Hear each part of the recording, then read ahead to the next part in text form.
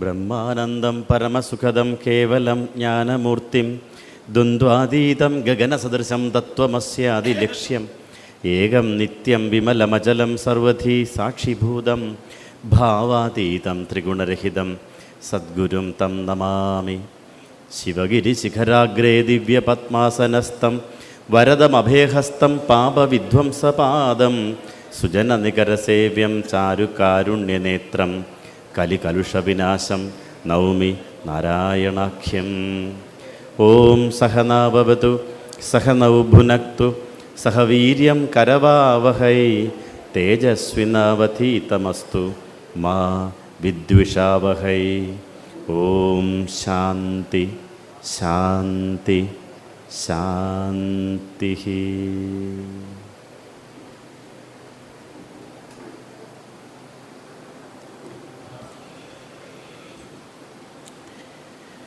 സമാദരണീയനായ ഗുരുജ്ഞാന സരണിയുടെ ഒന്നാം ദിവസത്തെ ഈ വേദിയുടെ അധ്യക്ഷൻ SNDP യോഗം 1793 നമ്പർ മലയാറ്റൂർ കിഴക്ക് ശാഖയുടെ ബഹുമാനപ്പെട്ട president Shri MP Vinayakumar sir അവർകൾ, ഏറെ ആദരണീയനായ ഈ പഠന ക്ലാസിൻ്റെ ഉദ്ഘാടകൻ SNDP യോഗം കുന്നത്തുനാട് യൂണിയൻ്റെ സംപൂജ്യനായ സാരഥി ശ്രീ KK കർണൻചേട്ടൻ, നമ്മുടെ വിശിഷ്ട അതിഥിയായിട്ട് ഇവിടെ വന്നുപോയ പ്രിയപ്പെട്ട ശ്രീ സുധീർ സാറ്, ഈ വേദിക്ക് ധന്യമായി ദീപം തെളിയിച്ച മലയാറ്റൂർ നാരായണ ഗുരുകുലത്തിൻ്റെ സംപൂജ്യനായ സ്വാമിജി ശിവദാസ് സ്വാമി അവർകൾ, കുന്നത്താട് വനിതാ സംഘത്തിൻ്റെ ബഹുമാനപ്പെട്ട president Shrimati ER Shanthakumari teacher, KPMS Malayattoor ശാഖയുടെ ബഹുമാനപ്പെട്ട സെക്രട്ടറി ശ്രീമതി അമ്മിണി രവി അവർകൾ, മഞ്ഞപ്ര SNDP ശാഖായോഗത്തിൻ്റെ പ്രസിഡന്റ് ശ്രീ PA സത്യൻ അവർകൾ, SNMSSൻ്റെ മലയാറ്റൂർ പ്രസിഡന്റ് ശ്രീ MV മോഹനൻ അവർകൾ, SN നഗർ ശാഖയുടെ സാരഥി ശ്രീ MG ദാസൻ അവർകൾ, മാതൃസംഘത്തിൻ്റെ സാരഥി ശ്രീമതി വത്സല രാജപ്പൻ അവർകൾ, ദേവസ്വം വൈസ് പ്രസിഡന്റ് ശ്രീ സുരേഷ് മാലി അവർകൾ, ശാഖയുടെ ബഹുമാനപ്പെട്ട സെക്രട്ടറി പ്രിയ സുഹൃത്ത് ശ്രീ OP ഉദയൻ അവർകൾ, vice president Shri KG Sudhakaran അവർകൾ, ശ്രീ MP ഹരി അവർകൾ, ഇവിടെ ആദരവ് ഏറ്റുവാങ്ങിയ പ്രിയപ്പെട്ട ആര്യനന്ദ,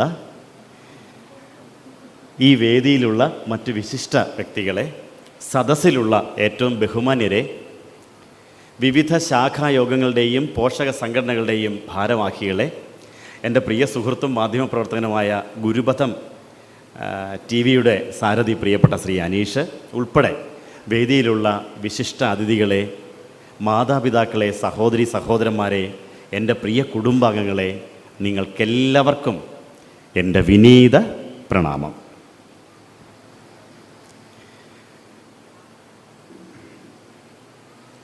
എല്ലാം കൊണ്ടും ധന്യമായ ഒരു വേദിയിൽ നിന്ന് ഇങ്ങനെ സംസാരിക്കുവാൻ അതിയായ സന്തോഷമുണ്ട്, ചാരിതാർത്ഥ്യമുണ്ട്. എല്ലാം കൊണ്ടും എന്ന ഒരു വാക്ക് വെറുതെ പറഞ്ഞതല്ല. ഈ നോട്ടീസ് പോലും ഈ പരിപാടിയുടെ എത്രമാത്രം നീതി പുലർത്തുന്നുണ്ട് എന്ന് ഈ നോട്ടീസിൻ്റെ ആമുഖ ഭാഗം വായിക്കുമ്പോൾ തന്നെ നമുക്ക് മനസ്സിലാകും. അതിങ്ങനെയാണ് അവസാനിപ്പിക്കുന്നത്: സ്നേഹമാം കുളിർ പൂനിലാവ് പരന്ന് സർവവും ഏകമായി, മോഹമാം ഇരുൾ നീങ്ങി ആനന്ദത്തിൻ്റെ ജ്ഞാനാമൃതം പൊഴിയുന്ന സംഗീത സാന്ദ്രമായ സന്ധ്യകളിലേക്ക് ഏവരെയും സ്വാഗതം ചെയ്യുന്നു. അതുകൊണ്ട് തന്നെ ഈ നോട്ടീസ് എഴുതിയ ആൾക്കൊരു കയ്യടി കൊടുക്കാം. അദ്ദേഹം ഇവിടെ ഉണ്ടോ? ഓ, വെരി ഗുഡ്, കൊള്ളാം കേട്ടോ. എനിക്ക് വളരെ സന്തോഷം തോന്നി. ഇങ്ങനെയാണ് ഒരു പരിപാടി നടത്തുമ്പോൾ അതെല്ലാ അർത്ഥത്തിലും അതിനൊരു പൂർണ്ണതയുണ്ടാവണം. ഈ നോട്ടീസ് അങ്ങനെ ഒരു പൂർണ്ണത കിട്ടിയ ഒന്നാണ്.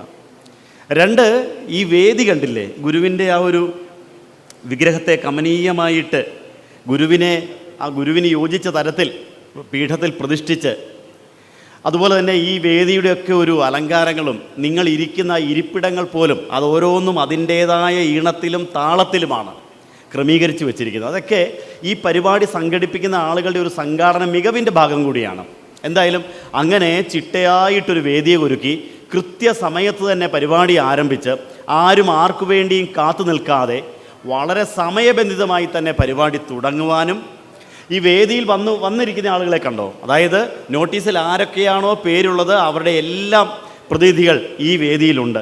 നമ്മുടെ അനിൽകുമാർ സാറിൻ്റെ ഒഴികെ പക്ഷേ അദ്ദേഹവും കൃത്യമായിട്ട് ഉത്തരവാദിത്തപ്പെട്ട ഒരാളെ തന്നെ പറഞ്ഞു വിട്ടുകൊണ്ട്, എന്ന് വെച്ചാൽ ഒന്നിനൊരു കുറവ് ഉണ്ടാവരുത് എന്ന് ഇതിൻ്റെ ഭാരവാഹികൾക്ക് നിർബന്ധ ബുദ്ധിയുണ്ട്. ആ നിർബന്ധ ബുദ്ധി ആണ് ഇങ്ങനെ ആകെക്കൂടിയുള്ള ഒരു ഭംഗിക്ക്, ആകെക്കൂടിയുള്ള ഒരു ഐശ്വര്യത്തിന് ഇടയാക്കിയത്. എന്തായാലും പ്രിയപ്പെട്ടവരെ, അതുകൊണ്ട് തന്നെയാണ് ഇത്തരം ഒരു വേദിയിൽ നിൽക്കുവാൻ എനിക്ക് വളരെ സന്തോഷമുണ്ട് എന്ന് ഞാൻ ആമുഖമായിട്ട് സൂചിപ്പിച്ചത്. മറ്റൊന്ന്, നമുക്കറിയാം ഈ കർണൻ ചേട്ടനൊക്കെ കണ്ടില്ലേ, ഇത്രയും വലിയ ആളുകളാണ്, ഒരു യൂണിയൻ്റെ സാരഥിയാണ്. എന്നിട്ടും അദ്ദേഹവും വാക്കുകളിൽ മിതത്വം പാലിച്ചു. വേണമെങ്കിൽ അദ്ദേഹത്തിന് കുറേ കൂടി പ്രസംഗിക്കാമായിരുന്നു, കാരണം അത് അദ്ദേഹത്തിൻ്റെ വേദിയാണിത്, അദ്ദേഹത്തിൻ്റെ സദസ്സാണിത്. അപ്പോൾ അദ്ദേഹം ആ വാക്കിൽ പാലിച്ചൊരു മിതത്വമുണ്ടല്ലോ, എന്ന് വെച്ചാൽ ഈ ഗുരുജ്ഞാന സരണി ആ ജ്ഞാനസരണിയായി തന്നെ നിൽക്കണം. അത് കേവലം ഒരു പൊതുസമ്മേളനമോ ഒരു പൊതുവേദിയോ അല്ല, അതിനപ്പുറത്ത് അതിൻ്റെ ആ പ്രയോഗത്തോട് നീതി പുലർത്തുന്നതായിരിക്കണം എന്ന നിർബന്ധ ബുദ്ധിയാണ് അദ്ദേഹത്തെ ഇതിന് പ്രേരിപ്പിച്ചത്. തീർച്ചയായിട്ടും അദ്ദേഹത്തോടുള്ള എൻ്റെ പ്രത്യേകമായ അഭിനന്ദനങ്ങൾ കൂടി ഈ അവസരത്തിൽ ഞാൻ അറിയിക്കുകയാണ്. അതുപോലെ ആര്യതന്തയെ പോലെയുള്ള മിടുക്കികളെ കണ്ടെത്താനും പ്രോത്സാഹിപ്പിക്കാനും അവസരങ്ങൾ കൊടുക്കാനും ഭാവിയുടെ വാഗ്ദാനങ്ങളാക്കി തീർക്കുവാനും ഒക്കെ ശ്രമിക്കുന്നതിലുള്ള എൻ്റെ നന്ദിയും സന്തോഷവും അറിയിക്കുകയാണ്. മറ്റൊരു സന്തോഷം എന്ന് പറയുന്നത്, ഈ സദസ്സിൽ എല്ലാ വിഭാഗത്തിൽപ്പെട്ട ആളുകളെയും ഉദയൻ എന്നെ വിളിച്ചപ്പോൾ പ്രത്യേകം പറഞ്ഞിരുന്നു, ഇത് എല്ലാവരുടെയും ഒരു കൂട്ടായ്മയാണ്, എല്ലാവരുടെയും ഒരു കൂട്ടായ്മ. അത് വളരെ അപൂർവമല്ലേ ഇന്ന് നമുക്കറിയാം, ആഘോഷങ്ങൾ പോലും, ഓണമെന്ന് പറയുന്നത് മലയാളികളുടെ ദേശീയ ആഘോഷമാണെന്ന് പറയുമെങ്കിൽ പോലും ഓണം സംഘടിപ്പിക്കുമ്പോൾ NSS അവരുടേതായ രീതിയിൽ, SNDP അവരുടേതായ രീതിയിൽ, പള്ളിയിലുള്ളവർ അവരുടേതായ രീതിയിൽ, അങ്ങനെ ഓരോരുത്തരും അവനവൻ്റേതായ മതിൽക്കെട്ടുകൾ കെട്ടിക്കൊണ്ടാണ് ഒരു പൊതു ദിനത്തെ പോലും ആഘോഷിക്കുന്നത്. എല്ലാവരും അങ്ങനെയാണ്. അപ്പോൾ ഈ മതിലുകൾക്കപ്പുറത്താണ് മനുഷ്യൻ. എവിടെ മർത്യൻ്റെ മാനസം നിർമ്മലം, എവിടെ മർത്യൻ്റെ ശീർഷം സമുന്നതം, എവിടെ വിജ്ഞാനം പൂർണ്ണ സ്വതന്ത്രമായി അവികലമായി വിരാജിപ്പു നിത്യവും, മുക്തി തൻ്റെ ആ സ്വർഗരാജ്യത്തിലേക്ക് എൻ്റെ നാടൊന്നുയരണേ ദൈവമേ എന്ന് രവീന്ദ്രനാഥ് ടാഗോറിൻ്റെ ഗീതാഞ്ജലിയിൽ പ്രാർത്ഥിച്ച പോലെ, അങ്ങനെയുള്ള ഒരു നാട് യാഥാർത്ഥ്യമാകണമെങ്കിൽ എല്ലാവരും ഒന്നിക്കുന്ന ഇടങ്ങളുണ്ടാവണം. ഞാൻ മാത്രമോ എൻ്റെ ആളുകൾ മാത്രമോ എൻ്റെ പാർട്ടിക്കാർ മാത്രമോ അല്ല, എല്ലാവർക്കുമുള്ള ഇടങ്ങൾ. അങ്ങനെയുള്ള ഇടങ്ങളാണ് ശ്രീനാരായണ ഗുരുദേവൻ നിർമ്മിച്ചു വെച്ചത്. അങ്ങനെയുള്ള ഇടമായിരുന്നു ഗുരുവിൻ്റെ സ്വപ്നമെന്ന് പറയുന്നത്. എല്ലാവർക്കും വേണ്ടിയുള്ള, എല്ലാവരും ഒരാൾക്ക് വേണ്ടി, ഒരാൾ എല്ലാവർക്കും വേണ്ടി, അങ്ങനെ എല്ലാവരും എല്ലാവർക്കും വേണ്ടി ആകുന്ന ഒരു മാതൃകാ ലോകം, അതായിരുന്നു ഗുരു വിഭാവനം ചെയ്തത്. അപ്പോൾ അങ്ങനെ ഒരു മാതൃകാ വേദിയാണ് ഇവിടെ ഒരുങ്ങിയിരിക്കുന്നത്. അതും എനിക്ക് വളരെ സന്തോഷമുണ്ട്. ഒരു കാര്യം നിഷ്പക്ഷമായിട്ട് പറയാമല്ലോ, അങ്ങനെയുള്ള കൺവെൻഷനുകൾ വളരെ അധികമൊന്നുമില്ല. അങ്ങനെ എല്ലാവരെയും കൂട്ടിച്ചേർക്കുന്ന ഒരു കൺവെൻഷൻ കേരളത്തിലുണ്ടെങ്കിൽ അത് ഈ മലയാറ്റൂരിലെ ഗുരുജ്ഞാന സരണി ശ്രീനാരായണ കൺവെൻഷൻ ആയിരിക്കും. എൻ്റെ ആഗ്രഹം ഇതാണ്, എൻ്റെ പ്രാർത്ഥന ഇതാണ്. ഇത് തുടർന്നുകൊണ്ടേയിരിക്കണം. ഒരിക്കലും ഇതിന് അവസാനം കുറിക്കരുത്. ഇനിയിപ്പം ഈ ഒരു ഭരണസമിതി ഇത് തുടങ്ങി വെച്ചു, അടുത്തൊരു ഭരണസമിതി ഇത് ഞങ്ങളുടെ കടമയല്ല, അത് അവരെ ആരംഭിച്ചു വെച്ചത് അവരുടെ ഏർപ്പാടാണെന്ന് ചിന്തിച്ചേക്കരുത്. ഇതിന് ഇതിപ്പോൾ രണ്ടാമത്തേതാണ്, ഇങ്ങനെ തുറന്നു പോവട്ടെ. ഇപ്പം ഉദാഹരണം പറഞ്ഞാൽ മാടമൺ ശ്രീനാരായണ കൺവെൻഷൻ ഒരു തികഞ്ഞ മാതൃകയാണ്. എത്രയോ പതിറ്റാണ്ടുകളായിട്ട് അത് മുന്നോട്ട് പോയിക്കൊണ്ടിരിക്കുന്നു. മനക്കച്ചിറ ശ്രീനാരായണ കൺവെൻഷൻ പതിറ്റാണ്ടുകളായിട്ട് മുന്നോട്ട് പോയിക്കൊണ്ടിരിക്കുന്നു. അങ്ങനെ നമ്മുടെ വരും തലമുറയും ഗുരുവിനെക്കുറിച്ചും ഇത്തരം സാംസ്കാരിക വേദികളിൽ വന്നിരുന്ന് ചർച്ച ചെയ്യാൻ പാകത്തിന് പഠനങ്ങൾ ഉണ്ടാവണം. പഠനങ്ങളിലൂടെ മാത്രമേ നമുക്ക് ഈ സമൂഹത്തിൽ ഇനി മാറ്റങ്ങൾ ഉണ്ടാക്കി തീർക്കാൻ പറ്റുകയുള്ളൂ. പഠനങ്ങളിലൂടെ, അറിവിൻ്റെ ഇത്തരം കൈമാറ്റങ്ങളിലൂടെ മാത്രമേ നമുക്ക് സമൂഹത്തെ പരിവർത്തനം ചെയ്യാൻ സാധിക്കുകയുള്ളൂ. പ്രിയപ്പെട്ടവരെ, ഇത്തരം വേദികളുടെ അല്ലെങ്കിൽ ഇത്തരം അറിവിൻ്റെ വിനിമയത്തിൻ്റെ ആവശ്യകത എന്താണ്? ആ ആവശ്യകതയെക്കുറിച്ച് എന്തിനാണ് ഇങ്ങനെ ഒരു വർഷത്തിൽ ഒരു പ്രാവശ്യം ഇത്രയേറെ പൈസ ചെലവ് ചെയ്ത് ഇത്രയും ആളുകളെയൊക്കെ കൂട്ടിക്കൊണ്ട് വന്ന് ഒരു പരിപാടി നടത്തുന്നത് എന്തിനു വേണ്ടിയാണ്? അതിൻ്റെ ഒരു പ്രാധാന്യം എന്താണെന്ന് നമ്മൾ ആദ്യമേ തന്നെ ഒന്ന് ആലോചിക്കേണ്ടതുണ്ട്, മനസ്സിലാക്കേണ്ടതുണ്ട്. നമ്മൾ ഇന്നത്തെ പത്രം എടുത്ത് വായിച്ചാൽ ഇന്നത്തെ പത്രത്തിലൊരു വാർത്തയുണ്ട്. ഒരാൾ തൻ്റെ ഭാര്യയെയും തൻ്റെ അമ്മയെയും വെട്ടിക്കൊന്നിട്ട് കൊച്ചിനെ മാത്രം വെറുതെ വിട്ടു. 3-4 വയസ്സുള്ള പിഞ്ചു കുഞ്ഞിനെയും എടുത്തുകൊണ്ട് പോലീസ് സ്റ്റേഷനിലേക്ക് പോയ ഒരു കഥ നിങ്ങൾ ഇന്നത്തെ പത്രത്തിൽ വായിച്ചു കാണും. എല്ലാ ദിവസവും പത്രങ്ങൾ എടുക്കുമ്പോൾ, മാധ്യമങ്ങൾ എടുക്കുമ്പോൾ നമ്മളിങ്ങനെ ഉള്ള കാര്യങ്ങൾ കേൾക്കുകയാണ്. ഏതാ? കുടുംബത്തോടെ ഇല്ലാതാകുന്നു ചിലർ എന്താ പറയുക, മക്കളെ ഇല്ലാതാക്കിയിട്ട് മാതാപിതാക്കൾ ഒളിച്ചോടുന്നു. ഏതെല്ലാം തരത്തിലുള്ള വാർത്തകളെ കൊണ്ടാണ് നമ്മളിന്ന് ഓരോ ദിവസവും ഉണരുന്നത്, നമ്മൾ നേരം പ്രഭാതത്തിൽ കണ്ടറിയുന്നത്. അത് പലപ്പോഴും നമ്മൾ ചിന്തിക്കും, ഇതൊന്നും എന്നെ ബാധിക്കത്തില്ല. ഏതാ? ഇതൊന്നും എൻ്റെ ജീവിതത്തെ ബാധിക്കത്തില്ല, ഞാൻ ഒരിക്കലും ആരെയും കൊല്ലുകയില്ല, ഞാൻ ഒരിക്കലും ആത്മഹത്യ ചെയ്യില്ല എന്നൊക്കെയാണ് എല്ലാ ആളുകളും വിചാരിച്ചുകൊണ്ടിരിക്കുന്നത്. പക്ഷേ ഇന്ന് നമ്മൾ ഈ മാധ്യമങ്ങൾ എടുക്കുമ്പോൾ കാണുന്ന കാഴ്ച എന്ന് പറയുന്നത് എല്ലാം നല്ല പഠിപ്പുള്ളവർ പോലും ജീവിതത്തിൽ തോറ്റുപോകുന്ന കാഴ്ചകളാണ്. നല്ല പഠിപ്പുള്ളവർ പോലും. കേരളത്തിൽ ഒരു ആത്മഹത്യയുടെ ചൂട് ഇതേവരെ ആറിയിട്ടില്ല, അല്ലേ? കേരളത്തിലെ ഒരു ഉന്നത ഉദ്യോഗസ്ഥൻ അയാൾക്കുണ്ടായ ഒരു അപമാനത്തിൻ്റെ പേരിൽ ആത്മഹത്യ ചെയ്തതിൻ്റെ അലയൊലി അടങ്ങിയിട്ടില്ല എന്ന് നാം തിരിച്ചറിയണം. അപ്പോൾ ഇത്ര ഉന്നത വിദ്യാഭ്യാസം ഉണ്ടായിട്ട്, ഉന്നത ജീവിത വരുമാനം ഉണ്ടായിട്ടും എന്തുകൊണ്ട് ആളുകൾ ഇങ്ങനെ ചിലപ്പോൾ പരാജയപ്പെട്ടു പോകുന്നു? ജീവിതത്തിൽ ഞാനും നിങ്ങളും ഒക്കെ എപ്പോഴെങ്കിലുമൊക്കെ ചിന്തിച്ചിട്ടില്ലേ, ഇതെല്ലാം അവസാനിച്ചിരുന്നെങ്കിൽ, അല്ലെങ്കിൽ തീർത്തേക്കാം എന്ന് വിചാരിക്കുന്നില്ലേ? അപ്പോൾ എന്തുകൊണ്ടാണ് ആളുകൾ ജീവിതത്തിൽ തോറ്റുപോകുന്നത്? ജീവിതത്തിൽ തോറ്റുപോകാനുള്ള ഏറ്റവും പ്രധാനപ്പെട്ട കാരണം എന്ന് പറയുന്നത്, നമ്മളെല്ലാവരും സ്കൂളിലും കോളേജിലും ഒക്കെ പോയി പഠിക്കുന്നുണ്ട്. നമ്മളെല്ലാവരും നല്ല വിദ്യാഭ്യാസം കിട്ടിയവരാണ്. നമ്മൾ പഠിക്കുന്ന കുറച്ച് വിഷയങ്ങൾ മാത്രമാണ്. ഞാനും ഒരു അധ്യാപകനാണ്, 10-30 കൊല്ലങ്ങളായിട്ട് സ്കൂളിൽ പഠിപ്പിക്കുന്നു. അപ്പോൾ അവിടെയൊക്കെ പഠിപ്പിക്കുന്ന കുറച്ച് വിഷയങ്ങൾ പഠിപ്പിക്കുക. മലയാളം, കണക്ക്, ഇംഗ്ലീഷ്. മലയാളം ടീച്ചർ അവരുടെ ജോലി ചെയ്യും, കണക്ക് സാർ അദ്ദേഹത്തിൻ്റെ ജോലി ചെയ്യും, ഇംഗ്ലീഷ് ടീച്ചർ അവരുടെ ജോലി ചെയ്യും. ഇവരെല്ലാം അന്ന് കുറച്ച് വിഷയങ്ങൾ ആ വിഷയങ്ങൾ പഠിപ്പിക്കുന്നതിന് വേണ്ടിയാണ് എങ്ങനെയെങ്കിലും ആ വിഷയത്തിൽ നല്ല മാർക്കോടെ ജയിച്ച് അടുത്ത ക്ലാസ്സിലേക്ക് ആളെ കയറ്റി വിടുക. അങ്ങനെ കയറി അവസാനം എവിടെ എത്തും? ഒരു നല്ല ജോലിയിൽ എത്തിച്ചേരുക. അല്ലെങ്കിൽ ചിലർക്കൊരു മോഹമുണ്ട്, മക്കൾക്കൊരു നല്ല പഠിപ്പ് കിട്ടിയാൽ മതി, എങ്ങനെയെങ്കിലും രക്ഷപ്പെട്ടോളും. അങ്ങനെ ജീവിതത്തിൽ രക്ഷപ്പെടാനുള്ള ഒരു വഴി എന്നുള്ള നിലയിലാണ് സ്കൂളിലെ വിദ്യാഭ്യാസം പോകുന്നത്. കേവലം അത് നമുക്കൊരു ജീവിത മാർഗമായി തീരും എന്നതിനപ്പുറത്ത് വിദ്യാഭ്യാസത്തിൻ്റെ പരമമായ ലക്ഷ്യം എന്ന് പറയുന്നത് മനുഷ്യന് തിരിച്ചറിവ് കൂടി ഉണ്ടാക്കി കൊടുക്കുക എന്നുള്ളതായിരിക്കണം. അറിവ് മാത്രമല്ല, തിരിച്ചറിവ് കൂടി ഉള്ളതാവണം നല്ല വിദ്യാഭ്യാസം എന്ന് പറയുന്നത്. നിർഭാഗ്യം എന്ന് പറയട്ടെ, ഇന്നത്തെ നമ്മുടെ സിലബസിലൊന്നും അങ്ങനെ ഒരു പാഠമില്ലല്ലോ. ഏതാ? തിരിച്ചറിവിൻ്റേതായ ഒരു വിദ്യാഭ്യാസം. ആ വിദ്യാഭ്യാസത്തിൻ്റെ കുറവാണ് എന്ത് സംഭവിക്കുന്നത്? ജീവിതത്തിലെ പ്രതിസന്ധിയിൽ ചിലപ്പോൾ മനുഷ്യൻ തോറ്റുപോകാൻ ഇടയാക്കുന്നത്. ഈ കഴിഞ്ഞ ഒരു വർഷത്തിനുള്ളിൽ നമ്മൾ കണ്ടതാണ്. MBBS കഴിഞ്ഞ് MDക്ക് പഠിക്കുന്ന ഒരു ഡോക്ടറാണ് ആത്മഹത്യ ചെയ്തത്. ഒരപ്പനും അമ്മയും കൂടെ എന്ത് കഷ്ടപ്പെട്ടാലാ ഒരു കുഞ്ഞിനെ MBBS കാരിയാക്കി മാറ്റുക, അതിൻ്റെ ഉയർന്ന തലത്തിലേക്ക് കൊണ്ടുപോവുക. അവർ മരിക്കാൻ കാരണം എന്താണ്? 6 മാസം പരിചയമുള്ള ഒരു പ്രണയത്തിൽ കാമുകൻ അവരെ തേച്ചിട്ട് പോയി എന്നുള്ള ഒറ്റ കാരണമുള്ളൂ. ഒന്ന് ആലോചിച്ച് നോക്കിയേ. നമ്മൾ ഇത് കേൾക്കുമ്പോൾ നമുക്കെല്ലാം വളരെ നിസ്സാരമായിട്ട് തോന്നും. പക്ഷേ ആലോചിച്ച് നോക്കൂ, ആ ഒരു ഒറ്റ കാരണത്തിന് പേരിൽ അതുവരെ വളർത്തി വലുതാക്കിയവരെയും കൂടപ്പറപ്പുകളെയും കുടുംബത്തെയും ഒക്കെ മറന്നിട്ട് ജീവിതത്തിൽ തോറ്റുപോയി ഒരു MBBS കാരി. ഒന്നല്ല, എത്ര ആളുകൾ. എൻ്റെ പ്രിയപ്പെട്ടവരെ, ഞാൻ നിങ്ങളോട് ചോദിക്കുന്നത്, നമ്മളോ നമ്മുടെ മക്കളോ അങ്ങനെ ജീവിതത്തിൽ പരാജയപ്പെടാൻ നമ്മൾ ആഗ്രഹിക്കാറുണ്ടോ? ജീവിതത്തിൽ തോറ്റുപോകണോ നമ്മൾ ആഗ്രഹിക്കാറുണ്ടോ? ഇല്ല. ജീവിതം ജയിക്കേണ്ടതാണ്, ജീവിച്ച് ജയിക്കേണ്ടതാണ്. ജീവിതം നൽകാൻ മടിക്കുന്നതൊക്കെയും ജീവിച്ചു ജീവിതത്തോട് ഞാൻ വാങ്ങിടും.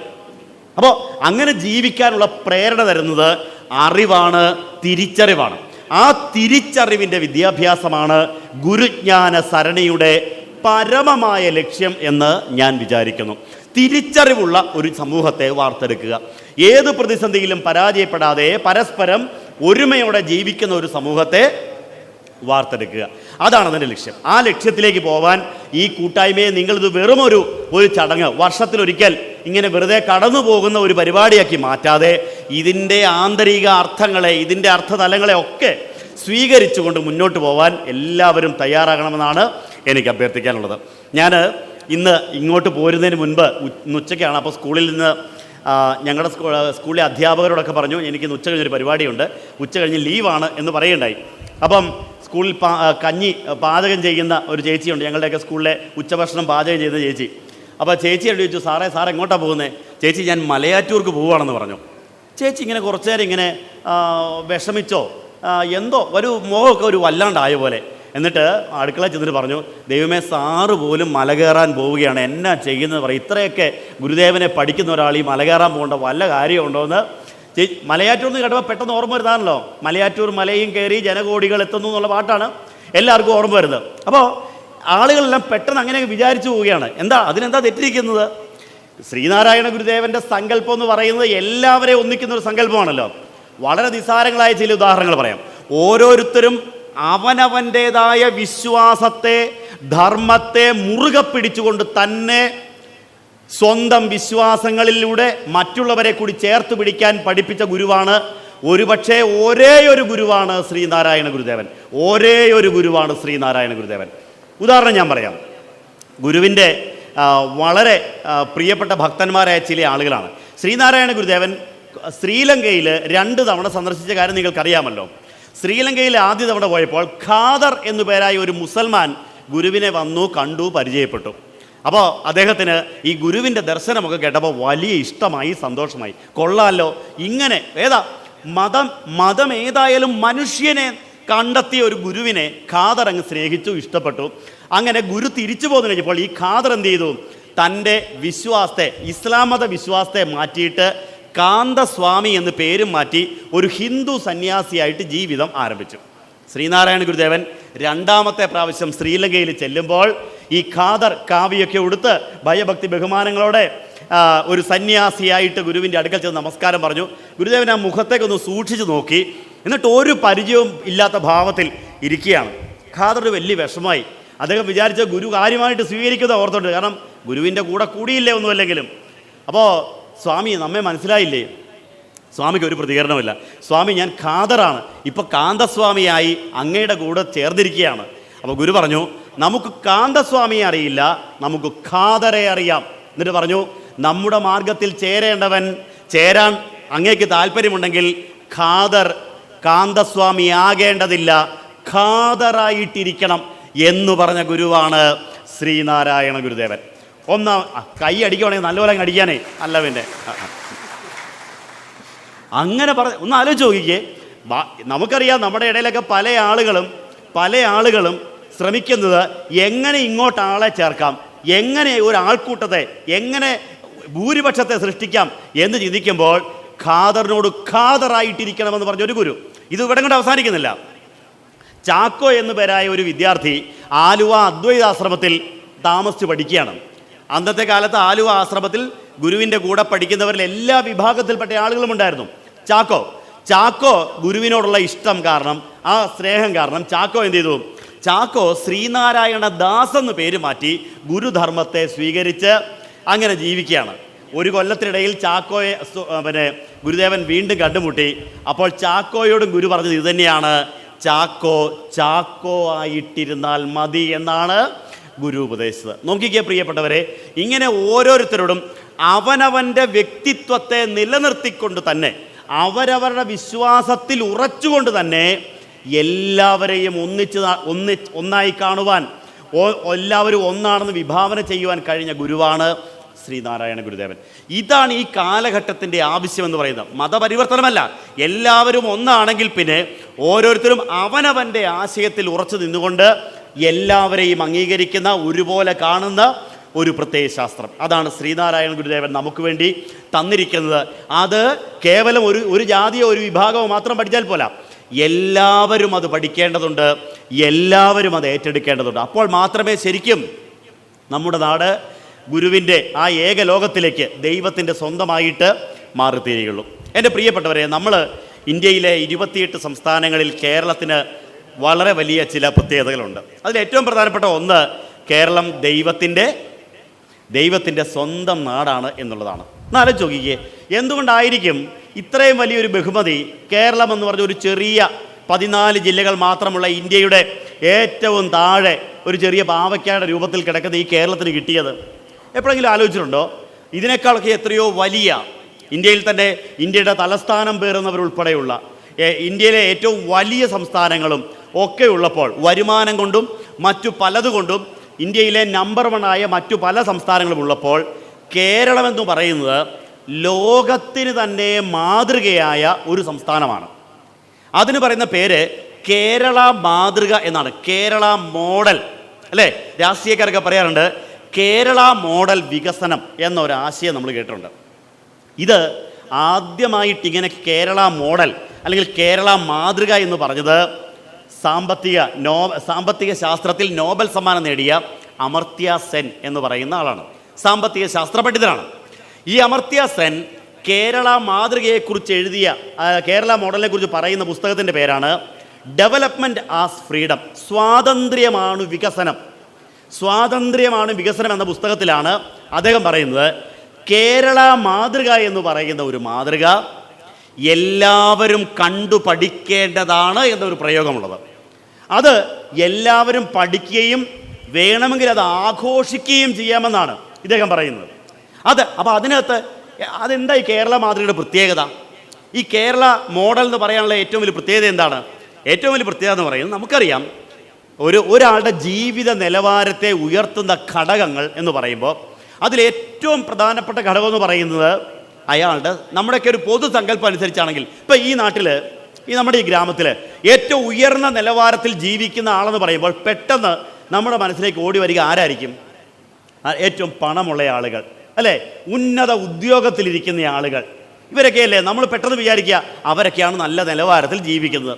ഏതാ വലിയ സാമ്പത്തിക ശേഷിയൊന്നും ഇല്ലാത്ത ആളുകൾ, അവരുടെ ജീവിത നിലവാരം താരതമ്യേന മോശമാണ് എന്നുള്ള ഒരു പൊതുസമൂഹ കാഴ്ചപ്പാട് ലോകത്തെല്ലായിടത്തും ഉള്ളതാണ്, എല്ലാ രാജ്യങ്ങളും ഉള്ളതാണ്. പക്ഷേ അമർത്യ സെൻ പറയുകയാണ് ഈ കേരള മോഡലിൻ്റെ ഏറ്റവും വലിയ പ്രത്യേകത എന്ന് പറയുന്നത് ഇവിടുത്തെ ആളുകൾ സാമ്പത്തികമായിട്ട് വലിയ ഉയരങ്ങളിലല്ലെങ്കിലും, സാമ്പത്തികമായിട്ട് വലിയ ഉയരത്തിലല്ലെങ്കിലും അവരുടെ ജീവിത നിലവാരത്തിൽ അവർ ഉയർന്നവരാണ്. ഞാൻ പറയുന്നത് മനസ്സിലാവുന്നുണ്ടോ? ഏതാ? പണമല്ല ജീവിത നിലവാരത്തെ അളക്കുന്ന മാനദണ്ഡം എന്ന് ലോകത്തെ പഠിപ്പിച്ച സ്ഥലമാണ് കേരളം എന്ന് പറയുന്നത്. അതാണ് കേരള മാതൃകയുടെ ഏറ്റവും വലിയ സവിശേഷതയായിട്ട് നോബൽ സമ്മാന ജേതാവായ അമർത്യ സെൻ ഉയർത്തി കാണിക്കുന്നത്.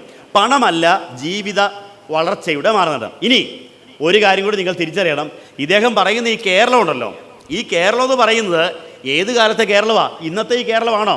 ഈ സിൽവർ ലൈനും അല്ലെങ്കിൽ ഇതുപോലുള്ള വലിയ ഹൈവേകളും വലിയ മെഡിക്കൽ കോളേജുകളും വലിയ വലിയ സ്കൂളുകളും കോളേജുകളും വലിയ വലിയ ആരാധനാലയങ്ങളും ഒക്കെ ഉണ്ടാകുന്ന ഇന്നത്തെ ഈ 2000-ലെ കേരളത്തെക്കുറിച്ചല്ല അദ്ദേഹം പറയുന്നത്.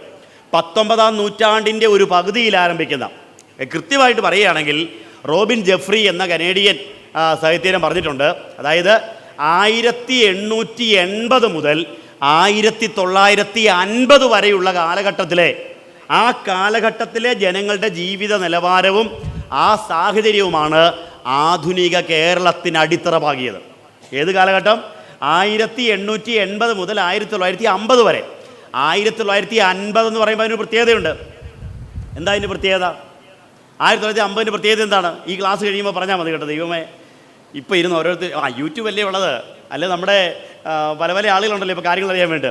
അപ്പം 1880 മുതൽ 1950 വരെയുള്ള പീരീഡിലാണ് കേരള മോഡൽ എന്ന് പറഞ്ഞ ആ കേരള മാതൃക രൂപപ്പെട്ടത്.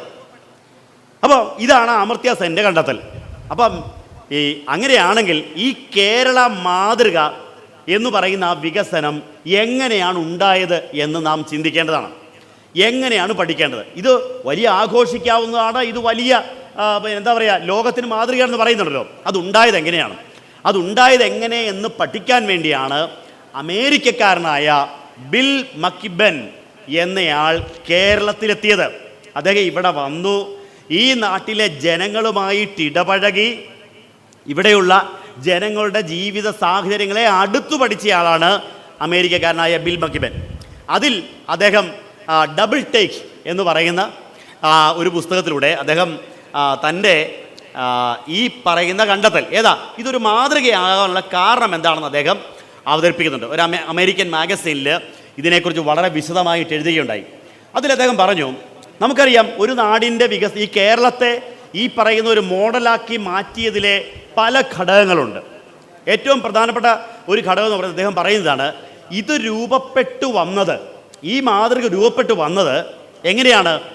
ശരിക്കും പറഞ്ഞാൽ ഒരു ധാർമ്മികമായ അടിത്തറയിലാണ്. അത് കേവലം മറ്റു രാജ്യങ്ങളിലുള്ളതുപോലെയുള്ള ഇല്ല മറ്റു സ്ഥലങ്ങളിലുള്ളതുപോലെയുള്ള വലിയ വിപ്ലവത്തിലൂടെയോ വ്യാവസായികമായ പുരോഗതിയിലൂടെ ഒന്നുമല്ല. ഈ മാതൃക രൂപപ്പെട്ടത് ഒരു ധാർമ്മികമായ വ്യവസ്ഥയിൽ നിന്നുകൊണ്ടാണ്. ഈ ബിൽ മക്കിബൻ്റെ കണ്ടെത്തലുകളാണ് കേട്ടോ. അപ്പം അതിൽ അദ്ദേഹം നമുക്ക് ഈ ധാർമ്മികമായ അടിത്തറ എങ്ങനെയാണ് കേരളത്തിൽ രൂപപ്പെട്ടത്, ധാർമ്മികമായ അടിത്തറ കേരളത്തിൽ രൂപപ്പെട്ടതിൽ ബിൽ മക്കിബൻ എടുത്തു പറയുന്ന ഒരു പേര് കേരളത്തിലെ ശ്രീനാരായണ ഗുരുവിൻ്റെ പേരാണ്. ശ്രീനാരായണ ഗുരുവിൻ്റെ പേരും ഗുരുവിൻ്റെ ഒരു ജാതി ഒരു മതം ഒരു ദൈവം മനുഷ്യന് എന്ന വാക്യവും അടിവരയിട്ട് പറഞ്ഞുകൊണ്ടാണ് തൻ്റെ ഈ ഉപന്യാസത്തിലൂടെ അദ്ദേഹം കേരള മാതൃക രൂപപ്പെട്ടതിനെ കുറിച്ച് അവതരിപ്പിക്കുന്നത്. ഓർത്ത് നോക്കണേ, നോക്കിക്കേ, 1880 മുതൽ 1950 വരെയുള്ള ഈ കാലഘട്ടത്തിൽ കേരളത്തിലെ ഒരു ധാർമ്മിക അടിത്തറ രൂപപ്പെടുത്തിയെടുത്ത ഒരുപാട് ആളുകളുണ്ട്. ഒരുപാട് പേരുടെ പേര് ഇദ്ദേഹം തൻ്റെ പുസ്തകത്തിൽ പറയുന്നുണ്ട്. പക്ഷേ അതിൽ ഒന്നാമതായിട്ട് പ്രഥമവും പ്രധാനവുമായിട്ട് അദ്ദേഹം ചൂണ്ടിക്കാണിക്കുന്ന പേര് ശ്രീനാരായണ ഗുരുവിൻ്റെ പേരാണ്. അപ്പോൾ ഗുരു നടത്തിയ ആദർശങ്ങൾ, ഗുരുവിൻ്റെ ഒരു ജാതി ഒരു മതം ഒരു ദൈവം ഉൾപ്പെടെയുള്ള വചനങ്ങൾ, അതിൻ്റെ പ്രസക്തി, അത് കേരളീയ സമൂഹത്തിൽ ചെലുത്തിയ സ്വാധീനമാണ് കേരള മാതൃകയുടെ ധാർമ്മിക അടിത്തറയെ ചിട്ടപ്പെടുത്തിയെടുത്തത്. അങ്ങനെയാണെങ്കിൽ ആ മാതൃകയിലേക്ക് ഇന്ന് പലരും പറയാറുണ്ടല്ലോ, ഈ മാതൃക എന്നൊക്കെ പറയുന്നത് കേരള മോഡൽ വികസനം എന്നൊക്കെ പറയുന്നത് ചിലർ പറയാറുണ്ട് പല പല കാരണങ്ങൾ കൊണ്ടാണ് അത് സംഭവിച്ചത്. ചിലർ പറയുന്നു ഇത് ബ്രിട്ടീഷുകാർ ഭരിച്ചത് കൊണ്ടാണ് ഇങ്ങനെ ഉണ്ടായത്. ഏതാ ഈ നാട്ടിൽ അങ്ങനെ വ്യാഖ്യാനിക്കുന്നവരല്ലേ, ബ്രിട്ടീഷുകാരുടെ ഭരണം കൊണ്ട് ഇവിടെ തീവണ്ടി വന്നു, പോസ്റ്റൽ സംവിധാനങ്ങളുണ്ടായി, അങ്ങനെ ഒരുപാട് പുരോഗതി ഈ രാജ്യത്തുണ്ടായി എന്ന് പറയുമ്പോൾ നാം ചിന്തിക്കേണ്ടത് ഇന്ത്യയിലെ എല്ലാ സംസ്ഥാനങ്ങളിലും ബ്രിട്ടീഷ് ഭരണം ഉണ്ടായിരുന്നു. കോമൺവെൽത്ത് രാജ്യങ്ങളിലെല്ലാം ബ്രിട്ടീഷുകാർ തന്നെയാണ് ഭരിച്ചത്. അങ്ങനെയാണെങ്കിൽ ഈ കേരളത്തിലുണ്ടായ മാറ്റം എന്തുകൊണ്ട്, കേരളത്തിലുണ്ടായ മാതൃക എന്തുകൊണ്ട് മറ്റ് സ്ഥലങ്ങളിൽ വന്നില്ല, മറ്റിടങ്ങളിൽ ഉണ്ടായിട്ടില്ല? അപ്പോൾ അവരാണ് ഈ മോഡലിൻ്റെ സൃഷ്ടാക്കൾ, ഉപജ്ഞാതാക്കൾ എന്ന് പറയുന്നത് ശരിയാകുമോ? ഇല്ല. ഇനി രണ്ടാമത്തെ കാര്യം എന്ന് പറയുന്നത്, ചില പറയുന്നു ഇവിടെ ഉണ്ടായ രാഷ്ട്രീയ പാർട്ടികളുടെ ജനാധിപത്യ മതേതര സർക്കാരുകളുടെ ഭരണമാണ് ഈ കേരള മോഡലിലേക്ക് കേരളത്തെ നയിച്ചതെന്ന് പറയാറുണ്ട്. അങ്ങനെയാണെങ്കിൽ ഇതേ ഭരണഘടനയുള്ള ഇതേ സംസ്ഥാനങ്ങൾ ഇതേ ആളുകൾ തന്നെ ഭരിക്കുന്ന മറ്റ് സ്റ്റേറ്റുകളുണ്ടല്ലോ കേരളത്തിൽ. ഈ കേരളത്തെ മാറി മാറി ഭരിച്ചത് ആരൊക്കെയാണോ അവർ തന്നെയാണ് ഇന്ത്യയിലെ ഇതര സംസ്ഥാനങ്ങളെല്ലാം ഭരിച്ചത്. അങ്ങനെയാണെങ്കിൽ ഇവിടെ രൂപീകരിക്കപ്പെട്ട മാതൃക മറ്റ് സ്ഥലങ്ങളിൽ ഉണ്ടാവേണ്ടതല്ലേ? അവിടെ അത് ഉണ്ടാവുന്നില്ലല്ലോ. അപ്പം എന്തുകൊണ്ടാണ്? അത് നമ്മൾ ചിന്തിക്കേണ്ടതല്ലേ? മൂന്നാമത്തെ ആളുകൾ ഒരു വിഭാഗം പറയുന്നത് ഇവിടെ ഉണ്ടായ വിദ്യാഭ്യാസപരമായ മിഷണറിമാർ ഉൾപ്പെടെയുള്ള ധാരാളം വിദ്യാഭ്യാസ പ്രവർത്തകന്മാർ ഇവിടെ വന്നിട്ട് നടത്തിയ ഒരു വലിയ പരിവർത്തനമാണ് അതിലേക്ക് നയിച്ചത്. ശരിയാണ്, വലിയ പരിവർത്തനങ്ങൾ ഉണ്ടായിട്ടുണ്ട്. പക്ഷേ അതേ ആളുകൾ തന്നെ പ്രവർത്തിച്ച കൽക്കട്ടയിലും അതേ ആളുകൾ തന്നെ പോയിട്ടുള്ള വടക്ക് കിഴക്കൻ സംസ്ഥാനങ്ങൾ ഉൾപ്പെടെയുള്ള സ്ഥലങ്ങളിലൊന്നും ഈ ഒരു പരിവർത്തനം ഇതുപോലെ തെളിഞ്ഞമയോടെ വ്യക്തതയോടെ കാണാൻ സാധിക്കത്തില്ല. അപ്പോൾ അതുമാത്രമാണ് ഈ മാതൃകയിലേക്ക് നയിച്ചത് പറയാൻ പറ്റുമോ? ഇല്ല. മറ്റൊന്ന് എന്ന് പറയുന്നത്, ചില പറയുന്നു ഇവിടെ ഭരിച്ച ഇന്ത്യയിലെ മറ്റ് രാജക ഭരണകൂടങ്ങൾ പോലെയല്ല, തിരുവിതാംകൂർ രാജഭരണകൂടങ്ങളാണ്, ആ രാജഭരണമാണ് നയിച്ചത് എന്ന്. അവർ ഒരുപാട് നല്ല കാര്യങ്ങൾ ചെയ്തിട്ടുണ്ട്. പക്ഷേ എത്രയോ പെരുമാക്കൾ ശങ്കരാചാര്യന്മാർ, എത്രയോ തുഞ്ചന്മാർ കുഞ്ചന്മാരും ക്രൂരമാം ജാതിയാൽ നൂനമലസിപ്പോയി കേരള മാതാവേ നിൻവയറ്റിൽ, ആ വ്യവസ്ഥിതി അവർക്ക് തുടരേണ്ടി വന്നതുകൊണ്ട് തന്നെ അതാണ് ഒരു ഉദാത്തമായ മാതൃകയിലേക്ക് നയിച്ചത് എന്ന് നമുക്ക് പറയാൻ പറ്റുകയില്ല. അപ്പോൾ ഈ കേരളത്തെ കേരളമാക്കി മാറ്റിയ മുമ്പ് പറഞ്ഞ ആ ഒരു യുണീക്ക് ഫാക്ടർ, ഉദാഹരണം പറഞ്ഞാൽ നിങ്ങളെല്ലാവരും പായസം വയ്ക്കുന്നവരല്ലേ, നിങ്ങളെല്ലാവരും നല്ല വിഭവങ്ങൾ ഉണ്ടാക്കാറില്ലേ? ഒരേ പായസം ഇവിടെയുള്ള ഓരോ കുടുംബക്കാരും വെക്കുകയാണെങ്കിൽ അരിയും അതിൽ ചേർക്കേണ്ട പാലും പഞ്ചസാരയും ശർക്കരയും മറ്റ് സാധനങ്ങളെല്ലാം ഒരുപോലെ എടുത്ത് തന്നാൽ പോലും ചിലരുണ്ടാക്കുന്നതിനൊരു പ്രത്യേക രുചി ഉണ്ടാകുമോ ഇല്ലയോ എന്ന് പറഞ്ഞ് ചിലർ പറയാറില്ലേ? കെട്ടിയന്മാർ പറയാറുണ്ട്, നീ ആ രാജമ്മയുടെ പായസം കുടിച്ചിട്ടില്ലേ, എന്നാ ടേസ്റ്റ് അത് ചോദിച്ചിട്ടില്ലേ? കാരണം എന്നാ, ഇവിടെ ഉണ്ടാക്കുന്ന പോലത്തെ പായസമല്ല, സാധനമെല്ലാം ഒന്നു തന്നെയാണ്. പക്ഷേ അവർ പായസം വെച്ചാൽ ഇച്ചിരി എന്തോ ഒരു മികവ് കൂടുതലുണ്ട് എന്ന അഭിപ്രായം. ഇപ്പം ഇവിടെ രാജന്മാരും ഇവിടെ ഇല്ലല്ലോ, അല്ലേ? വെറുതെ കുടുംബകലം ഉണ്ടാക്കേണ്ടതില്ല. പറഞ്ഞു വന്നത്, ചിലരുണ്ടാക്കിയാൽ അതിന് ചില പ്രത്യേക ടേസ്റ്റ് ഉണ്ടാവുന്നു. ആ പ്രത്യേക ടേസ്റ്റ് എന്ന് പറയുന്നത് ഒരു യുണീക്ക് ഫാക്ടറാണ്. പാൽപ്പായസം എല്ലാവരും വയ്ക്കും, അമ്പലപ്പുഴ പാൽപ്പായസത്തിൻ്റെ ഒരു യുണീക്ക് ഫാക്ടർ ഉണ്ടെന്നുള്ളത് നിങ്ങൾക്ക് എല്ലാവർക്കും അറിയാം. അങ്ങനെയാണെങ്കിൽ ഈ 28 സംസ്ഥാനങ്ങളിൽ കേരളത്തെ കേരളമാക്കി മാറ്റിയ ആ യുണീക്ക് ഫാക്ടർ ഏതാ? ഇതിന് മാത്രമായിട്ട് ആ മികവിലേക്ക് ലോകത്തിന് തന്നെ ഒരു മാതൃകയായിട്ട് ഇതിനെ എടുത്തു കാണിച്ച ആ യുണീക്ക് ഫാക്ടർ എന്ന് പറയുന്നത് കേരളത്തിലുണ്ടായ ഒരു നവോത്ഥാനമാണ്. കേരള നവോത്ഥാനം എന്ന് പറയുന്നത് ശ്രീനാരായണ ഗുരുദേവനാണ് തുടങ്ങി വെച്ചത്. കേരള നവോത്ഥാനത്തിൻ്റെ ഗുരുവാണ് കേരള എന്നുള്ള വാക്ക് അവിടെ ചേർത്തതേ ഉള്ളൂ. അത് ആധുനിക ലോകത്തേക്കുള്ള ഒരു നവോത്ഥാനത്തിൻ്റെ തുടക്കം തന്നെയാണ്. അപ്പോൾ അങ്ങനെയുള്ള ആ ഗുരുവിൻ്റെ ആദർശത്തെ പഠിക്കുക. ഗുരുവിലൂടെയാണ് ഈ മാതൃക സൃഷ്ടിക്കപ്പെട്ടത് എന്ന് ഈ ഉദാഹരണങ്ങളിലൂടെ നമ്മൾ തിരിച്ചറിയേണ്ടതുണ്ട്. അങ്ങനെയാണെങ്കിൽ ഗുരു എങ്ങനെയാണ് ഇപ്രകാരം ഒരു മാതൃക രൂപപ്പെടുത്തിയെടുത്തത്? നമുക്കറിയാമല്ലോ, 1888 അരുവിപ്പുറം പ്രതിഷ്ഠ എന്ന് പറയുന്നത്.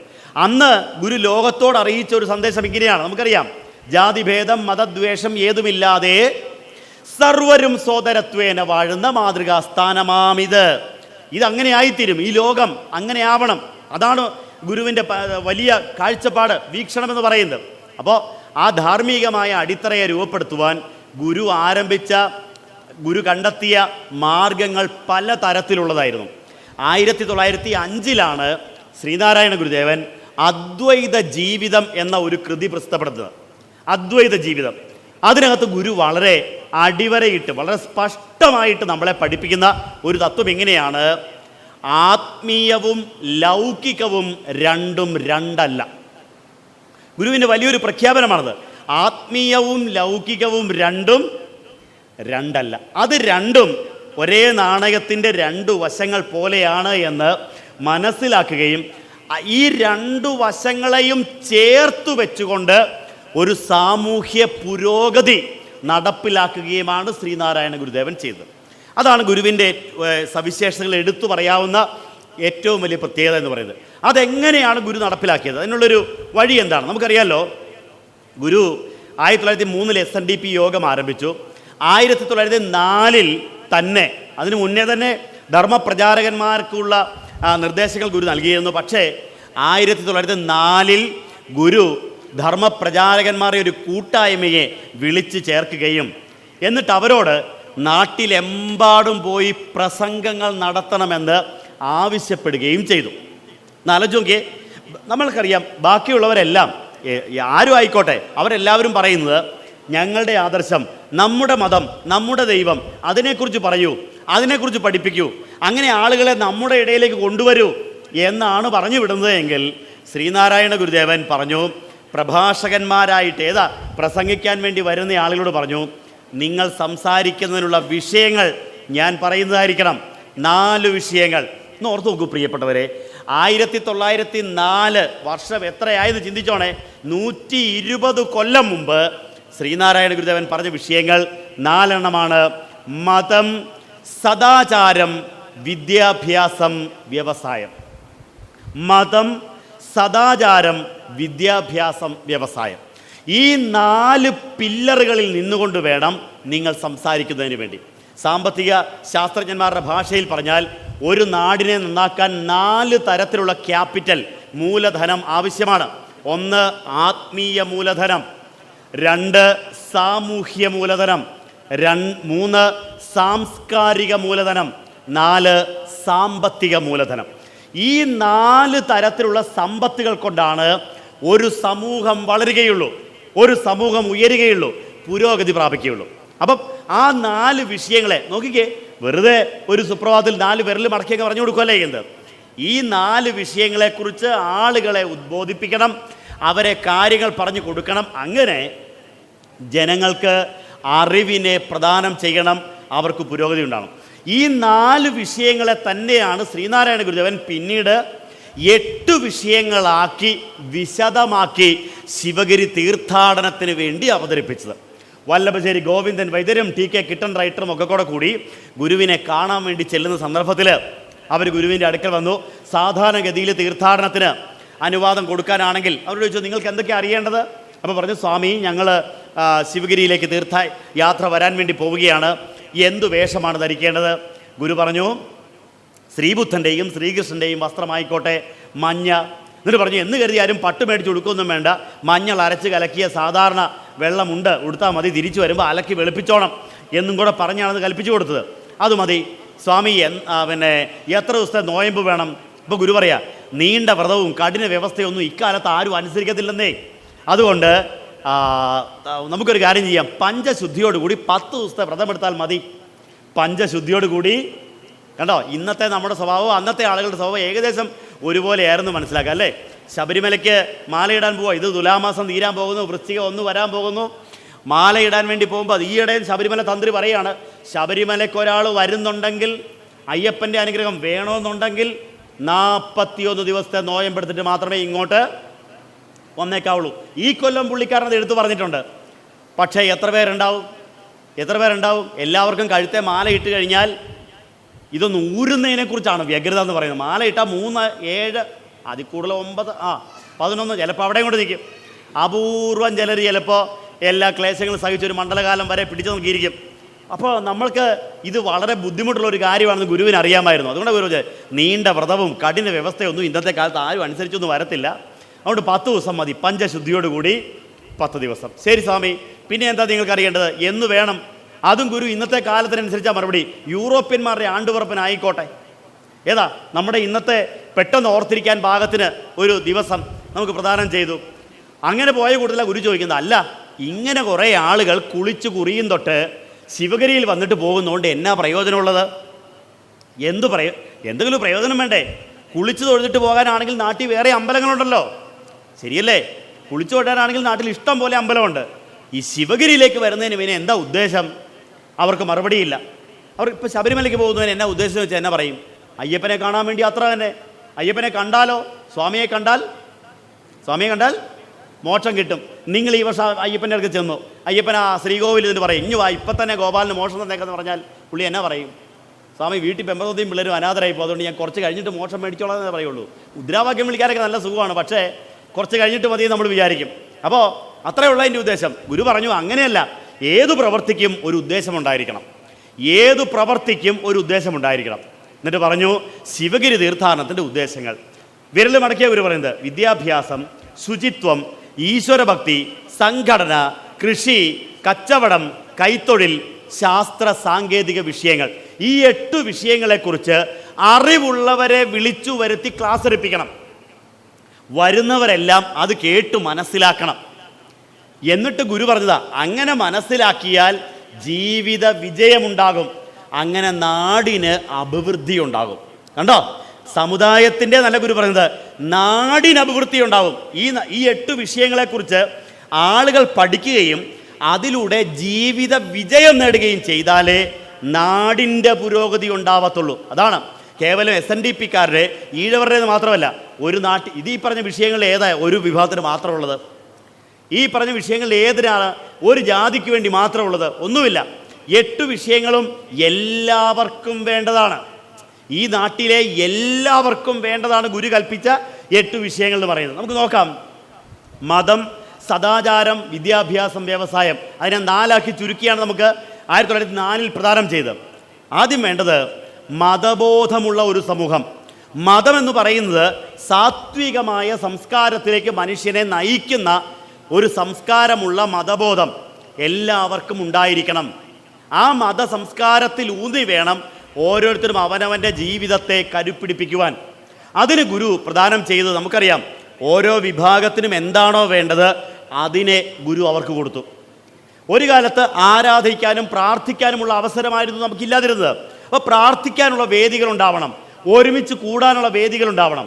ഗുരു പറഞ്ഞു ക്ഷേത്രങ്ങൾ ഉണ്ടെങ്കിൽ എല്ലാവരും ഒരുമിച്ച് കൂടുമല്ലോ, നല്ല വിചാരങ്ങൾ ഉണ്ടാവുമല്ലോ, അങ്ങനെ തന്നെ രോഗശാന്തിയും ഉണ്ടാകും. ഗുരു പറഞ്ഞതാണ്. നിങ്ങളിവിടുത്തെ മന്ത്രതന്ത്ര ക്രിയാദികൾ കൊണ്ട് രോഗം മാറിപ്പോകുമെന്നല്ല പറഞ്ഞത്. ഇവിടെ വന്ന് നല്ല വിചാരത്തോടെ കുറേ സമയം ഇരുന്നാൽ, നല്ല വിശ്വാസത്തോടെ നല്ല മനസ്സോടെ ഒരുമിച്ച് കൂടിയാൽ അവിടെ ശാന്തി ഉണ്ടാകും, സമാധാനമുണ്ടാകും. അപ്പം നല്ലൊരു മതബോധമുള്ള ഒരു സമൂഹം ഇവിടെ രൂപപ്പെട്ടു വരേണ്ടതുണ്ട്. ഈശ്വരഭക്തി അതിനു വേണ്ടി കൂടിയാണ്. ഈശ്വരഭക്തിയുള്ള ഒരു സമൂഹം. നിർഭാഗ്യം എന്ന് പറയട്ടെ, നമുക്കറിയാം നമ്മുടെ ഇടയിൽ അത്തരം വിദ്യാഭ്യാസത്തിന് യാതൊരു പ്രാധാന്യവും നമ്മൾ കൊടുക്കാറില്ല, ഇല്ലേ? ഞായറാഴ്ചകളിൽ എൻ്റെ നാട്ടിലൊക്കെ ബാലജന യോഗം, ബാലവേദി ക്ലാസ്സുകൾ ഇവിടെ ഉണ്ടോ? ബാലജന യോഗമെന്ന് പറയുന്ന കുട്ടികളെയെങ്കിലും ഇത് പഠിപ്പിക്കണ്ടേ? നമ്മുടെ കുഞ്ഞുങ്ങളെയെങ്കിലും ഇത് പഠിപ്പിക്കണ്ടേ? ഞാൻ ഇന്നലെ, അനീഷൻ സൂക്ഷിച്ചോണേ, ഇന്നലെ വാരണപ്പള്ളിയിലായിരുന്നു പോയത്. വാരണപ്പള്ളി. അപ്പോൾ വാരണപ്പള്ളിയുടെ പ്രത്യേകത എന്താണ്? വാരണപ്പള്ളി തറവാടുമായിട്ട് ബന്ധപ്പെട്ട ഗുരുവിൻ്റെ ജീവിതത്തിലെ ഏറ്റവും പ്രധാനപ്പെട്ട സന്ദർഭമാണ്. ഗുരുവിൻ്റെ ഉപരി പഠനം നടത്തിയത് വാരണപ്പള്ളിയിലാണ്. കുമ്മൻപള്ളി രാമൻപിള്ളി ആശാൻ്റെ ചേവണ്ണൂർ കളരിയിലാണ് ഗുരു പഠിച്ചത്. വാരണപ്പള്ളി തറവാട്ടിലാണ് ഗുരു ദീർഘകാലം താമസിച്ചത്. വാരണപ്പള്ളി തറവാട്ടിൽ താമസിച്ചുകൊണ്ട് ചേവണ്ണൂർ കളരിയിൽ പോയി പഠിച്ചു. ആ പഠനത്തിന് ശേഷമാണ് തിരിച്ച് ചെമ്പഴന്തിയിലേക്ക് വരുന്നതും ഒരു ഗുരുകുലം ആരംഭിക്കുന്നതും. അപ്പോൾ ഗുരു ജീവിച്ച ഒരു മണ്ണ്, ഗുരുവിൻ്റെ പാദരേണുക്കൾ പതിഞ്ഞ ഒരു മണ്ണ്. അവിടെ ചെന്ന് ഞാനും എൻ്റെ ഒരു സുഹൃത്തും കൂടെ പോയി അമ്പലവും പരിസരവും എന്താ പറയുക, അവിടുത്തെ ഗുരു കുളിച്ച കുളം ഇതെല്ലാം കണ്ട്. അവിടെ ആരും ഇല്ലാട്ടോ. ഞങ്ങൾ പതിയെ ഇറങ്ങി വരുമ്പോൾ റോഡിൽ ഒരാൾ ഞങ്ങളെ കാത്തെന്നുള്ള മട്ടിൽ ഇതാരാ ഇവിടെ വന്ന് ഈ അമ്പലത്തിനകത്ത് കയറി നോക്കുന്ന അറിയാൻ വേണ്ടിയായിരിക്കും. അടുത്ത് വന്നു, പരിചയപ്പെട്ടു. അദ്ദേഹം പറഞ്ഞു, ഞാൻ ഈ തറവാട്ടിലെ തന്നെ ഒരാളാണ്. ഈ തറവാട്ടിൽ 6 അമ്മമാരാണ് ഉണ്ടായിരുന്നത്. 6 ശാഖകളായിട്ട് അവർ പിരിഞ്ഞിരിക്കുകയാണ്. അതിലൊരു തായ് വഴിയിലെ കുടുംബാംഗമാണ് ഞാനെന്നൊക്കെ പറഞ്ഞ് പരിചയപ്പെട്ടു. അപ്പോൾ ആ വഴി വേറൊരു ഈ ഇദ്ദേഹത്തിൻ്റെ കൂടെ വന്ന ഒരു ചേച്ചി ഉണ്ടായിരുന്നു. അദ്ദേഹത്തിൻ്റെ വീട്ടിലെ ആ നാട്ടുകാരിയാണ് ഒരാളാണ്. ഇവർ ബന്ധമൊന്നുമില്ല. അവരും അദ്ദേഹത്തിൻ്റെ മകനും കൂടെ വന്നു. അപ്പോൾ ഞങ്ങളുടെ ഈ വർത്തമാനം എല്ലാം കേട്ടപ്പോൾ ഈ ചേച്ചി പറയാണ്, ഒരുപക്ഷെ ശ്രീനാരായണ ഗുരു ഇവിടെ ആയിരിക്കും ജനിച്ച് ജീവിച്ചതല്ലേ? അപ്പം ഞാൻ പറഞ്ഞു, അയ്യോ ജനിച്ചത് ഇവിടെയല്ല, ജനിച്ചത് ചെമ്പഴന്തിയിലാണ് എന്ന് പറഞ്ഞു. അപ്പോൾ അവർക്ക് വലിയ അത്ഭുതം. എന്നിട്ട് അവർ പറയാണ്, അപ്പോൾ ഇതൊക്കെ ഉള്ളത് തന്നെയാണല്ലേ? ഏതാ ഈ ശ്രീനാരായണ ഗുരുവൊക്കെ ജീവിച്ചിരുന്നത് തന്നെ? എന്നോട് ചോദിക്കുകയാണ്, ഏതാ ഗുരു ജീവിച്ച ഒരു മണ്ണിൻ്റെ ഉടമസ്ഥ, അല്ലെങ്കിൽ ആ മണ്ണിൽ ജീവിക്കുന്ന ഒരാൾ ഇന്ന് ചോദിക്കുകയാണ് ഇതൊക്കെ ഉള്ളത് തന്നെ. ഞാൻ വിചാരിച്ചു കുറേ കഥകളൊക്കെ ആയിരിക്കുന്നു. മനസ്സിലായോ? ഇന്നലെ ഉണ്ടായ ഒരു 24 മണിക്കൂർ തികയുന്നേ ഉള്ളൂ ഒരു അനുഭവമാണ്. ഞാൻ വിചാരിച്ചു ഇതൊക്കെ കുറേ കഥകളൊക്കെ ആയിരിക്കുന്നു. അപ്പോൾ ഞാൻ ചോദിച്ചു, അമ്മച്ചി നിങ്ങളിത് എവിടെയെങ്കിലും കേട്ടിട്ടുണ്ടോ? ഇല്ല മോനെ, ഞങ്ങളെ ഇത് പഠിപ്പിക്കാനുള്ള ഒരു സംവിധാനവും ഇല്ല. ഞങ്ങളോട് ഇത് ആരും പറഞ്ഞു തന്നിട്ടില്ല. ഞങ്ങളിങ്ങനെ കുറേ കഥ കേട്ടിട്ടുണ്ട്.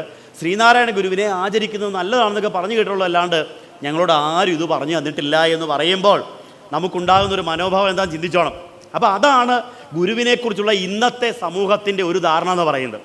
ഏതാ ഇവിടെ ഇങ്ങനെയുള്ള ജ്ഞാനസരണികളും കൺവെൻഷനും ഒക്കെ ഉള്ള നടക്കുന്ന സ്ഥലങ്ങളിൽ മാത്രം കുറച്ച് ആളുകൾക്ക് ഇതൊക്കെ അറിയാമെന്നുള്ളതിന് അപ്പുറത്ത് ഇന്നും സമൂഹത്തിലെ ഒരു വലിയ വിഭാഗം ഗുരുവിൽ നിന്ന് ഇങ്ങനെ മാറിയാണ് നിൽക്കുന്നത് നമ്മളറിയണം. പറഞ്ഞു വന്നത്, അപ്പോൾ ഈ പുതിയ തലമുറയെ ഇത് പഠിപ്പിച്ചു കൊടുക്കാൻ നമ്മൾ ആരും മെനക്കെടുന്നില്ലല്ലോ, അല്ലേ? ഇപ്പം ഇവിടെ ഇവരൊരു ബാലവേദി ക്ലാസ്, ഈ ഗുരുജ്ഞാന സരണിയുടെ ഒരു തീരുമാനം എന്നുള്ള നിലയിൽ നമ്മുടെ ശാഖയിലെ കുടുംബാംഗങ്ങളുടെ മക്കൾ ഒരു -2 മുതൽ 12ാം ക്ലാസ് വരെ പഠിക്കുന്ന പിള്ളേർ ഞായറാഴ്ച 1 മണിക്കൂർ ഇവിടെ വന്നിരുന്നു പഠിക്കട്ടെ എന്ന് പറഞ്ഞാൽ നിങ്ങൾ എത്ര പേര് വിടാൻ തയ്യാറാകും? എത്ര പേര് എൻ്റെ കൊച്ചു 10ാം ക്ലാസ്സിലാണ് പഠിക്കുന്നത്, A+ മേടിക്കേണ്ട കൊച്ച അതിനെ ഇങ്ങോട്ട് വിട്ടിട്ട് ഉഴപ്പാൻ തയ്യാറില്ലാന്നല്ലേ പലരും വിചാരിക്കത്തുള്ളൂ. അപ്പോൾ പ്രിയപ്പെട്ടവരെ, എനിക്ക് നിങ്ങളോട് പറയാനുള്ളത് ഇതാണ്, നമ്മുടെ മക്കൾക്ക് പുസ്തകത്തിലൂടെയുള്ള അറിവ് മാത്രം പോരാ, തിരിച്ചറിവിൻ്റേതായ ഒരു വിദ്യാഭ്യാസം അവരുടെ ജീവിത വിജയത്തിന് വേണ്ടിയാണ്. പരീക്ഷാ വിജയത്തിന് വേണ്ടിയാണെങ്കിൽ നിങ്ങൾ സ്കൂൾ CBSE വിട്ടാൽ മതി. ജീവിത വിജയമാണ് പ്രധാനമെങ്കിൽ അതുകൂടി അനിവാര്യമാണ്. അതിനുള്ള നിർദ്ദേശം, അതിനുള്ള തീരുമാനം ഈ ശാഖാ മാനേജ്മെൻറ്റ് കമ്മിറ്റി എടുക്കട്ടെ എന്ന് ഞാൻ ഈ അവസരത്തിൽ ആഗ്രഹിക്കുന്നു. അവരോട് അങ്ങനെ ഒരു നിർദ്ദേശം വയ്ക്കാൻ ഞാൻ ഈ അവസരം ഉപയോഗിക്കുകയാണ്. പറഞ്ഞു വന്നത്, ഇപ്പോൾ ശരിയായ ഒരു മതബോധമുണ്ടാവണം, അത് ശരിയായതായിരിക്കണം. ഇല്ലെങ്കിൽ എന്തു പറ്റും? ഇന്നലത്തെ ദിവസത്തിന് പ്രത്യേകം എന്താണ്? ഇലന്തൂരിലെ നരബലിയുടെ 4ാമത്തെ കൊല്ലമാണ്. എന്നാലോചിക്കേ, നമ്മുടെ ഇന്നത്തെ കാലത്ത് 2000 ഇന്നത്തെ ഈ 2020 നടന്ന പണമുണ്ടാക്കാൻ വേണ്ടി മറ്റു പലതിനും വേണ്ടി 2 സ്ത്രീകളെ വെട്ടിക്കൊന്നതും ഈ നാട്ടിൽ നമ്മുടെ ദൈവത്തിൻ്റെ സ്വന്തത്തിൽ തന്നെയാണെന്നേ. അപ്പോൾ അന്ധവിശ്വാസങ്ങളും അനാചാരങ്ങളും എത്രമാത്രം ഒരു സമൂഹത്തെ പുറകോട്ടടിക്കും എന്നും കൂടെ നമ്മൾ വിലയിരുത്തേണ്ടതല്ലേ? ഇന്നും നമുക്കറിയാം, ഒരു പ്രശ്നമുണ്ടായാൽ, ഒരു പ്രതിസന്ധി ഉണ്ടായാൽ എന്താ സംഭവിക്കുക? നമ്മൾ ആദ്യം പോയി എവിടെയെങ്കിലും പോയി ഒരു മന്ത്രവാദിയെയോ ഒരു കൂടോത്രക്കാരനെയോ ഒരു ജ്യോത്സ്യനെയോ ആരെങ്കിലും ഒരാളെ പോയി കാണും. അതുവരെ ഇല്ലാത്ത പുതിയ പ്രശ്നങ്ങളുമായിട്ട് നമ്മൾ തിരിച്ചു പോരും. അങ്ങോട്ട് പോയപ്പോൾ ഒരെണ്ണം ഉണ്ടായിരുന്നുള്ളൂ, ഇങ്ങോട്ട് വന്നപ്പോൾ ഒരുപാട് പ്രശ്നങ്ങളുമായിട്ട് നമ്മൾ തിരിച്ചു പോരും. പിന്നെ അതിനെല്ലാമുള്ള പരിഹാരമായി എത്രയൊക്കെ പരിഹാരം ചെയ്തിട്ടും അവസാനിക്കാത്ത രൂപത്തിൽ ഇങ്ങനെ പ്രതിസന്ധികളുടെ പുറകെ നമ്മൾ നടക്കുകയാണ്. വിശ്വാസം ഒരു മനുഷ്യനെ കൊണ്ട് കുഴിയിൽ ചാടിക്കുന്ന എത്രയോ അനുഭവങ്ങൾ നിങ്ങളുടെ ജീവിതത്തിൽ തന്നെയുണ്ട്, നിങ്ങളുടെ ഇടയിൽ തന്നെയുണ്ട്. നമ്മുടെ മനസ്സമാധാനം കളയുന്ന ഒരുപാട് അനുഭവങ്ങൾ. അപ്പോൾ ഗുരു പറയാണ്, നല്ല വിശ്വാസത്തെ നിലനിർത്തിക്കൊണ്ടുള്ള സാത്വികമായ ഒരു സംസ്കാരത്തെ പഠിപ്പിക്കുന്ന മതബോധമുണ്ടാവണം. അത് നമ്മൾ ആളുകൾക്ക് പറഞ്ഞു കൊടുക്കുകയും വേണം. അങ്ങനെയാണ് ഗുരുദേവൻ ധാരാളം ആരാധനാലയങ്ങൾ സൃഷ്ടിച്ചു, ഇല്ലേ? ഓരോ ആരാധനാലയങ്ങളുടെയും ഗുരു പഠിപ്പിച്ച ഈ സംസ്കാരം തന്നെയാണ്. ആരാധനാലയങ്ങൾ എന്ന് പറയുന്നത് ഗുരുവിൻ്റെ ഒരർത്ഥത്തിൽ ഗുരുവിൻ്റെ ഒരു വിദ്യാഭ്യാസ കേന്ദ്രം കൂടിയാണ്. എന്ന് വെച്ചാൽ അവിടെ വരുന്ന ആളുകൾ ഒരുപാട് കാര്യങ്ങൾ പഠിച്ചു പോകണമെന്ന് ഗുരുവിന് നിർബന്ധമുണ്ടായിരുന്നു.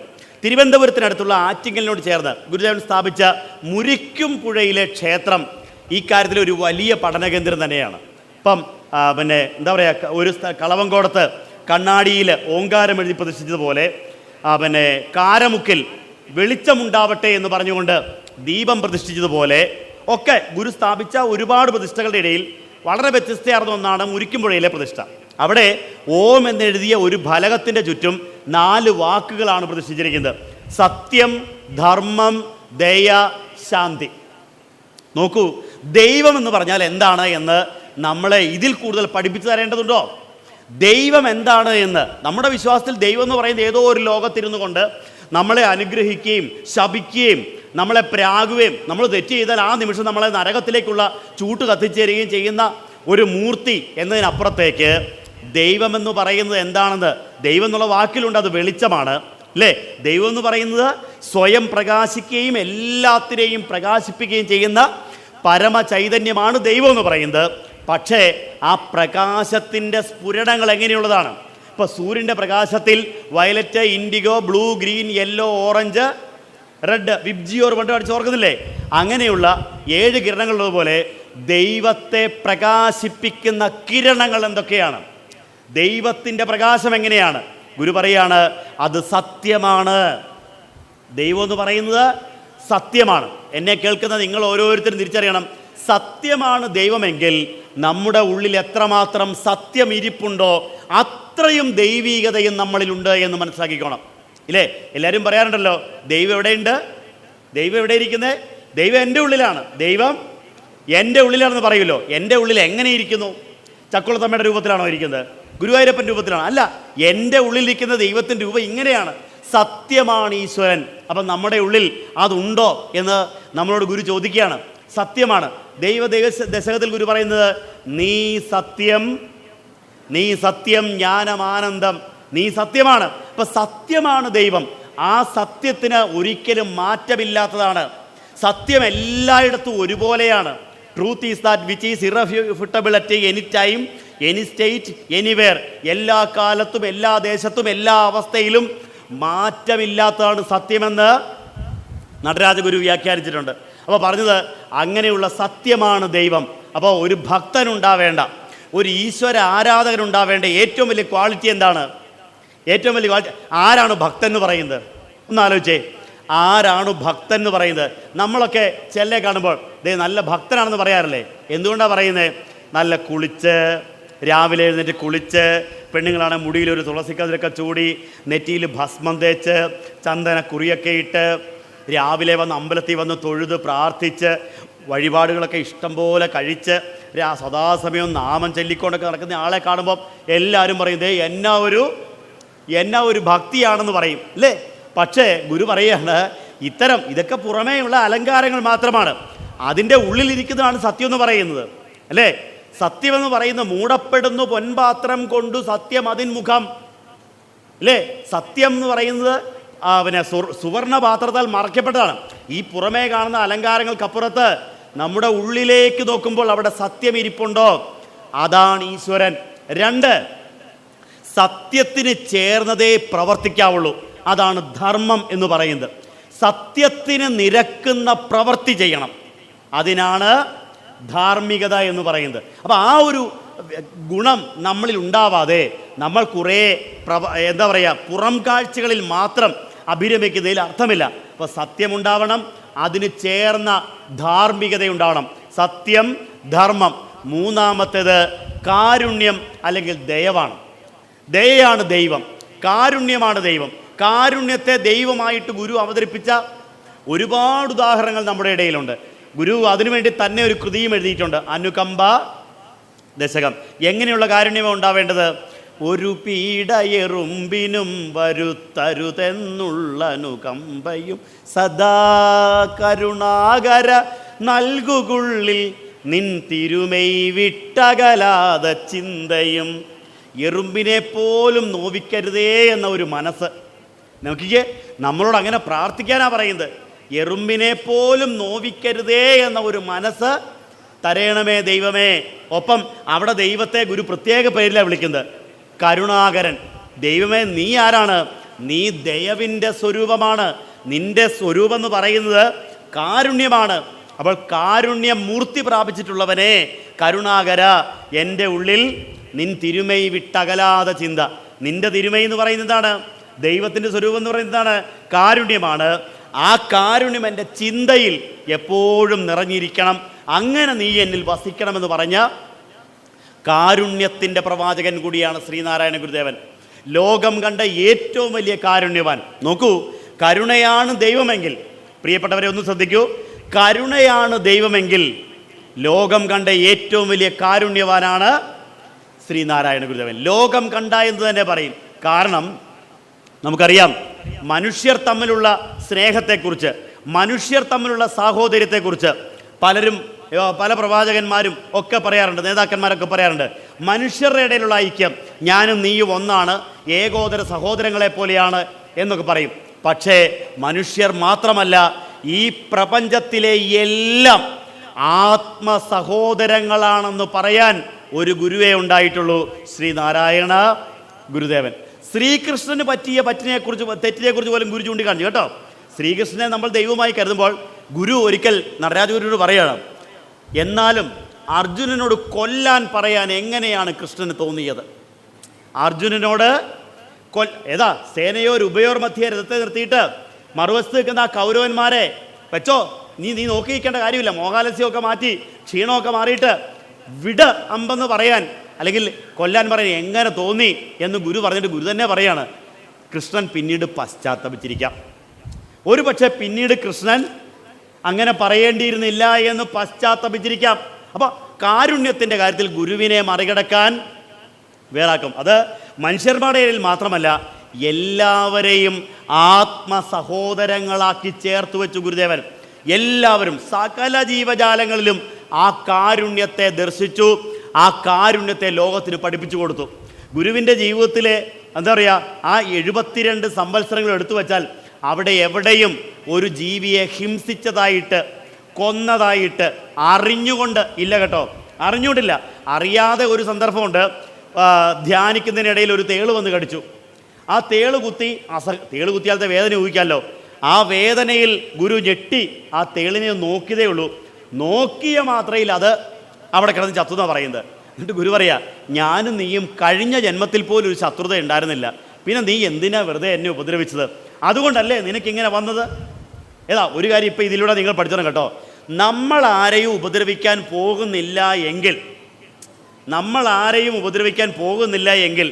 നമ്മെ ആരെങ്കിലും ഇങ്ങോട്ട് വന്ന് ഉപദ്രവിക്കുകയാണെങ്കിൽ അത് ചെയ്യുന്നവൻ ആ പ്രവൃത്തിയുടെ ഫലം ഈ തേളിനെ പോലെ അനുഭവിച്ചിരിക്കും. മനസ്സിലായോ? അവൻ്റെ പ്രവൃത്തിയാണ് അവനെ ഇല്ലാതാക്കുന്നത്. അത് ഓർത്തോണം കേട്ടോ. ഇനി നമ്മുടെ പ്രവൃത്തി കൊണ്ട് ആർക്കും വേദനയൊന്നും വരുത്താതെ കൂടെ സൂക്ഷിച്ചോണം. ആ പ്രവൃത്തിയുടെ ഫലം നമ്മൾ അനുഭവിക്കേണ്ടി വരും. എന്നിട്ട് ഗുരു എന്ത് ചെയ്തു? അതിനെ ദഹിപ്പിച്ച് ആ ചാരം എടുത്ത് കളഞ്ഞു. അപ്പോൾ ഗുരു പറയാണ്, നമ്മൾ തമ്മിൽ കഴിഞ്ഞ ജന്മങ്ങളിൽ പോലും ഒരു ഉപദ്രവം ഉണ്ടായിട്ടില്ലല്ലോ, ഒരു വഴക്കുണ്ടായിട്ടില്ലല്ലോ.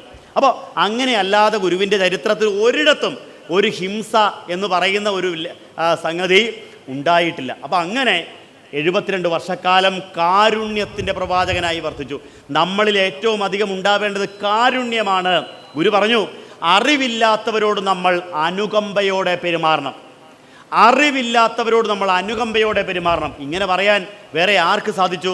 അപ്പോൾ കാരുണ്യമാണ് ദൈവം.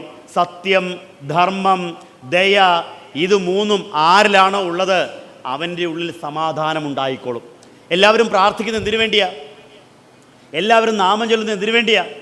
ആഴമേറും നിൻ മഹസാം ആഴിയിൽ ഞങ്ങളാകവേ ആഴണം വാഴണം നിത്യം വാഴണം സുഖം കിട്ടണം, അല്ലേ?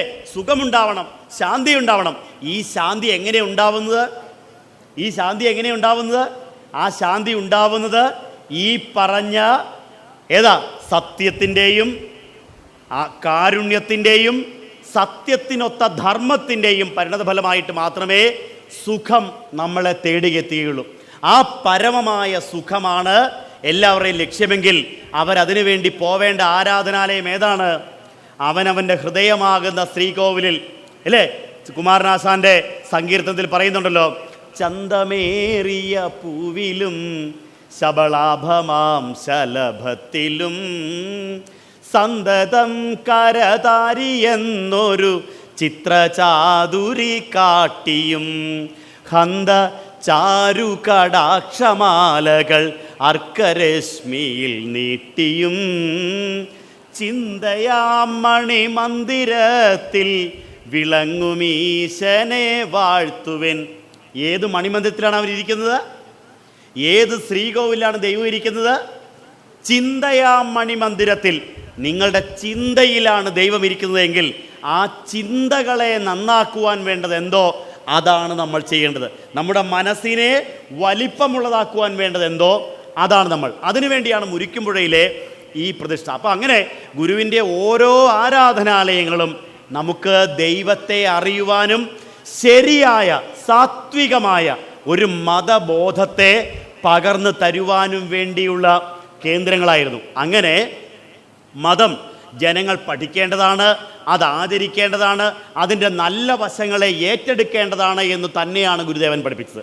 അല്ലാതെ പ്രിയപ്പെട്ടവരെ ചിലരൊക്കെ പറയുന്ന പോലെ മതത്തെ ഉപേക്ഷിച്ചുകൊണ്ട് അല്ലെങ്കിൽ ആ മതത്തെ വലിച്ചെറിഞ്ഞുകൊണ്ട് ജീവിച്ചോളൂ എന്നല്ല. നിങ്ങൾ ഏത് മതത്തിലാണോ വിശ്വസിക്കുന്നത് ആ മതത്തിൻ്റെ എല്ലാ നന്മകളെയും ആവാഹിച്ചുകൊണ്ട്, മുമ്പ് പറഞ്ഞില്ലേ, ചാക്കോ ചാക്കോ ആയിട്ടിരിക്കണം, ഖാദർ ഖാദറായിട്ടിരിക്കണം.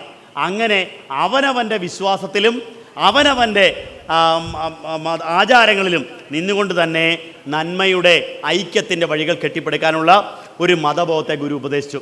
രണ്ടാമത് ഗുരു കൊടുത്തത് വിദ്യാഭ്യാസപരമായ ഊന്നൽ തന്നെയാണ്. വിദ്യാഭ്യാസത്തിലൂടെ ഒരു സമൂഹത്തെ പുരോഗതിയിലേക്ക് കൊണ്ടുവരിക. കേവലം അത് നമ്മൾ വിചാരിക്കുന്ന പോലെ വിദ്യാഭ്യാസത്തിന് ഗുരു പല തലങ്ങൾ പ്രദാനം ചെയ്തു. ആശ്രമം എന്ന് പറഞ്ഞൊരു കവിത ഗുരു എഴുതിയിട്ടുണ്ട്. ആശ്രമം, അതായത് ആലുവയിലെ അദ്വൈതാശ്രമവും ശിവഗിരിയിലെ ആശ്രമവും ഒക്കെ പണിയുന്നതിന് മുമ്പ് ആശ്രമത്തിന് കൃത്യമായ ഒരു രൂപരേഖ വേണമെന്ന് ഗുരു ആഗ്രഹിച്ചു. കുമാരനാശാനെ പോലെയുള്ള ആളുകളോട് പറഞ്ഞു, നിങ്ങളൊരു നല്ല ബൈലോ എഴുതണം. ഏതാ? ഇതിന് പറ്റിയൊരു നിയമാവലി എഴുതി തയ്യാറാക്കണം. അവരൊക്കെ കുറേ നാളുകൾ പരിശ്രമിച്ചു, എന്നിട്ടെങ്ങും നിയമാവലി തയ്യാറാകുന്നില്ല. അപ്പോൾ ഗുരു ചോദിച്ചു, ഒരു നിയമാവലി എഴുതാൻ ഇത്ര പ്രയാസമോ?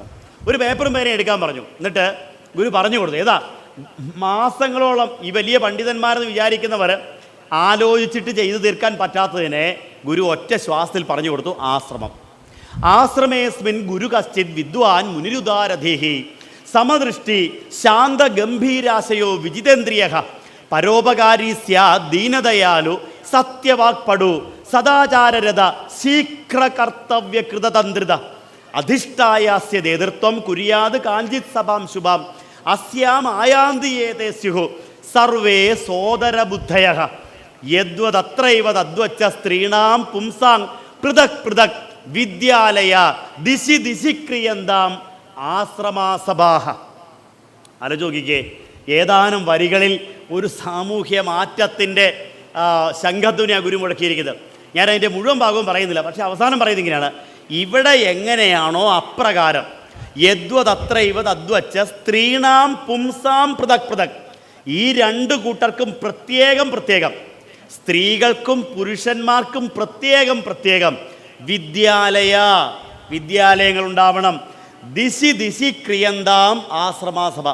ഓരോ ദിക്കിലും ആശ്രമങ്ങളും സഭകളും ഉണ്ടാവണമെന്ന് ഗുരു പറഞ്ഞു. അപ്പോൾ നോക്കിയേ, ആശ്രമങ്ങൾ എന്ന് പറയുന്നത് കുറേ സന്യാസിമാരുടെ ഇടങ്ങൾ മാത്രമല്ല, അത് വിദ്യാഭ്യാസ കേന്ദ്രങ്ങൾ കൂടിയാവണം. അങ്ങനെ പാരമ്പര്യമായിട്ട് നമുക്ക് ഇന്ത്യക്ക് ഒരു ആശ്രമ സങ്കല്പമുണ്ടല്ലോ.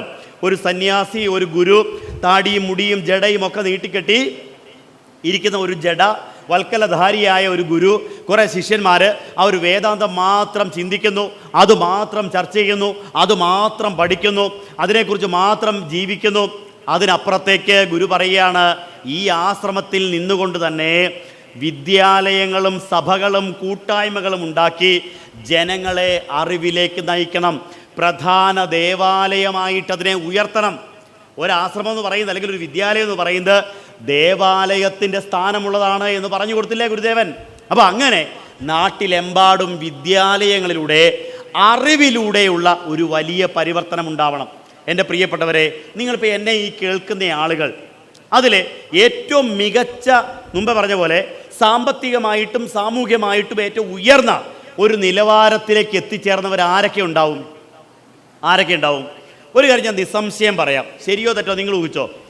ആരാണോ ഇവിടെ ഏറ്റവും നല്ല വിദ്യാഭ്യാസം നേരത്തെ തന്നെ നേടിയിട്ടുള്ളത്, ആരാണോ സ്വന്തം മക്കൾക്ക് നല്ല വിദ്യാഭ്യാസത്തെ കൊടുത്തിട്ടുള്ളത്, ആരാണോ മുമ്പേ പറഞ്ഞതുപോലെയുള്ള ഒരു വലിയ എന്താ പറയുക വിശ്വാസപരവും ആചാരപരവുമായ ഒരു സാത്വികതയെ ആവാഹിച്ചെടുത്തിട്ടുള്ളത്, ആ കുടുംബങ്ങളെല്ലാം ഇന്ന് ഏറ്റവും മികച്ച നിലയിൽ തന്നെ ജീവിക്കുന്നുണ്ടാവും. ഏതെങ്കിലും ഒരു രംഗത്ത് അവർ ശോഭിക്കുന്നുണ്ടാവും. അപ്പോൾ വിദ്യാഭ്യാസത്തിലൂടെ മാത്രമേ മാറ്റമുണ്ടാകാൻ പറ്റുകയുള്ളൂ. അതുകൊണ്ട് വിദ്യാലയങ്ങൾ നാട്ടിലെമ്പാടും സ്ഥാപിക്കുവാൻ ഗുരു മുൻകൈയെടുത്തു. എവിടെയൊക്കെ ആളുകൾ കൂടിച്ചേരുന്നുവോ അവിടെയെല്ലാം വിദ്യാലയങ്ങൾ സ്ഥാപിക്കാൻ ഗുരു തന്നെ മാതൃകയാക്കിയെടുത്തു. ഗുരുവിൻ്റെ ആദ്യത്തെ സ്ഥാപനം ഏതാണ്? പലരും വിചാരിക്കുന്നത് അത് അരുവിപ്പുറത്തെ ശിവക്ഷേത്രത്തിൽ 1888 അന്ന് തുടങ്ങി വെച്ചാണ്. പക്ഷെ അല്ല, ഗുരു ആദ്യം തുടങ്ങി വെച്ചത് ചെമ്പഴന്തി വയൽവാരം വീടിനോട് ചേർന്ന് തന്നെ ഒരു കളരി, ഒരു പള്ളിക്കൂടം സ്ഥാപിച്ചു. ആ നാട്ടിലെ എല്ലാവരെയും അവിടെ ഇരുത്തി അക്ഷരാഭ്യാസം ചെയ്തു കൊടുത്തു. പിന്നെ അഞ്ചുതെങ്ങിൽ, അങ്ങനെ ഗുരു എവിടെയൊക്കെ എത്തിയിട്ടുണ്ടോ അവിടെയെല്ലാം ആദ്യം പള്ളിക്കൂടങ്ങൾ തന്നെയാണ് സ്ഥാപിച്ചത്. അതിലൂടെ വേണം ജനങ്ങൾ മാറ്റം വരുവാനായിട്ട്. അപ്പോൾ എനിക്ക് നിങ്ങളോട് പറഞ്ഞു തരാനുള്ളത്, അല്ലെങ്കിൽ ഇതൊക്കെ കേൾക്കുമ്പോൾ നമ്മൾ തീരുമാനിക്കേണ്ടത്, മുമ്പേ പറഞ്ഞില്ലേ, മതപരമായ ബോധനത്തിലൂടെ നമ്മൾ സാത്വികമായ ഒരു മതസംസ്കാരത്തെ വീട്ടിൽ പുലർത്തുവാനും ആചരിക്കുവാനും ബാധ്യസ്ഥരാണ്. അതുപോലെ നമ്മുടെ മക്കൾക്ക് നല്ല വിദ്യാഭ്യാസത്തെ കൊടുക്കുകയും നല്ല ആചാര അനുഷ്ഠാനങ്ങളെ പ്രദാനം ചെയ്യുകയും ചെയ്യേണ്ടതുണ്ട്.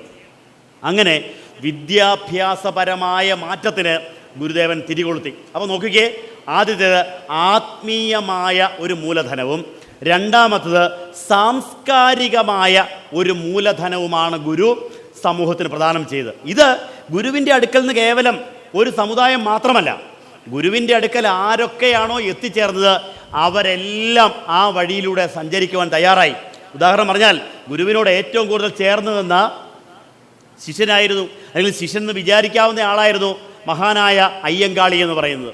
അയ്യങ്കാളിയും ഗുരുവിൻ്റെ ഈ സംഘടനാ ബോധത്തെയും സംഘടനാ വൈഭവത്തെയും കണ്ട് ചേർത്ത് പിടിച്ചുകൊണ്ടാണ് പുലയ മഹാജന സഭ പോലെയുള്ള സംഘടനകൾ രൂപം കൊടുക്കുകയും അങ്ങനെ ആ സമുദായത്തിലേക്ക് അറിവിൻ്റെ നവോത്ഥാനത്തിൻ്റെ വെളിച്ചം വില്ലുവണ്ടിയിലൂടെ കൊണ്ടുവരികയും ചെയ്തത്.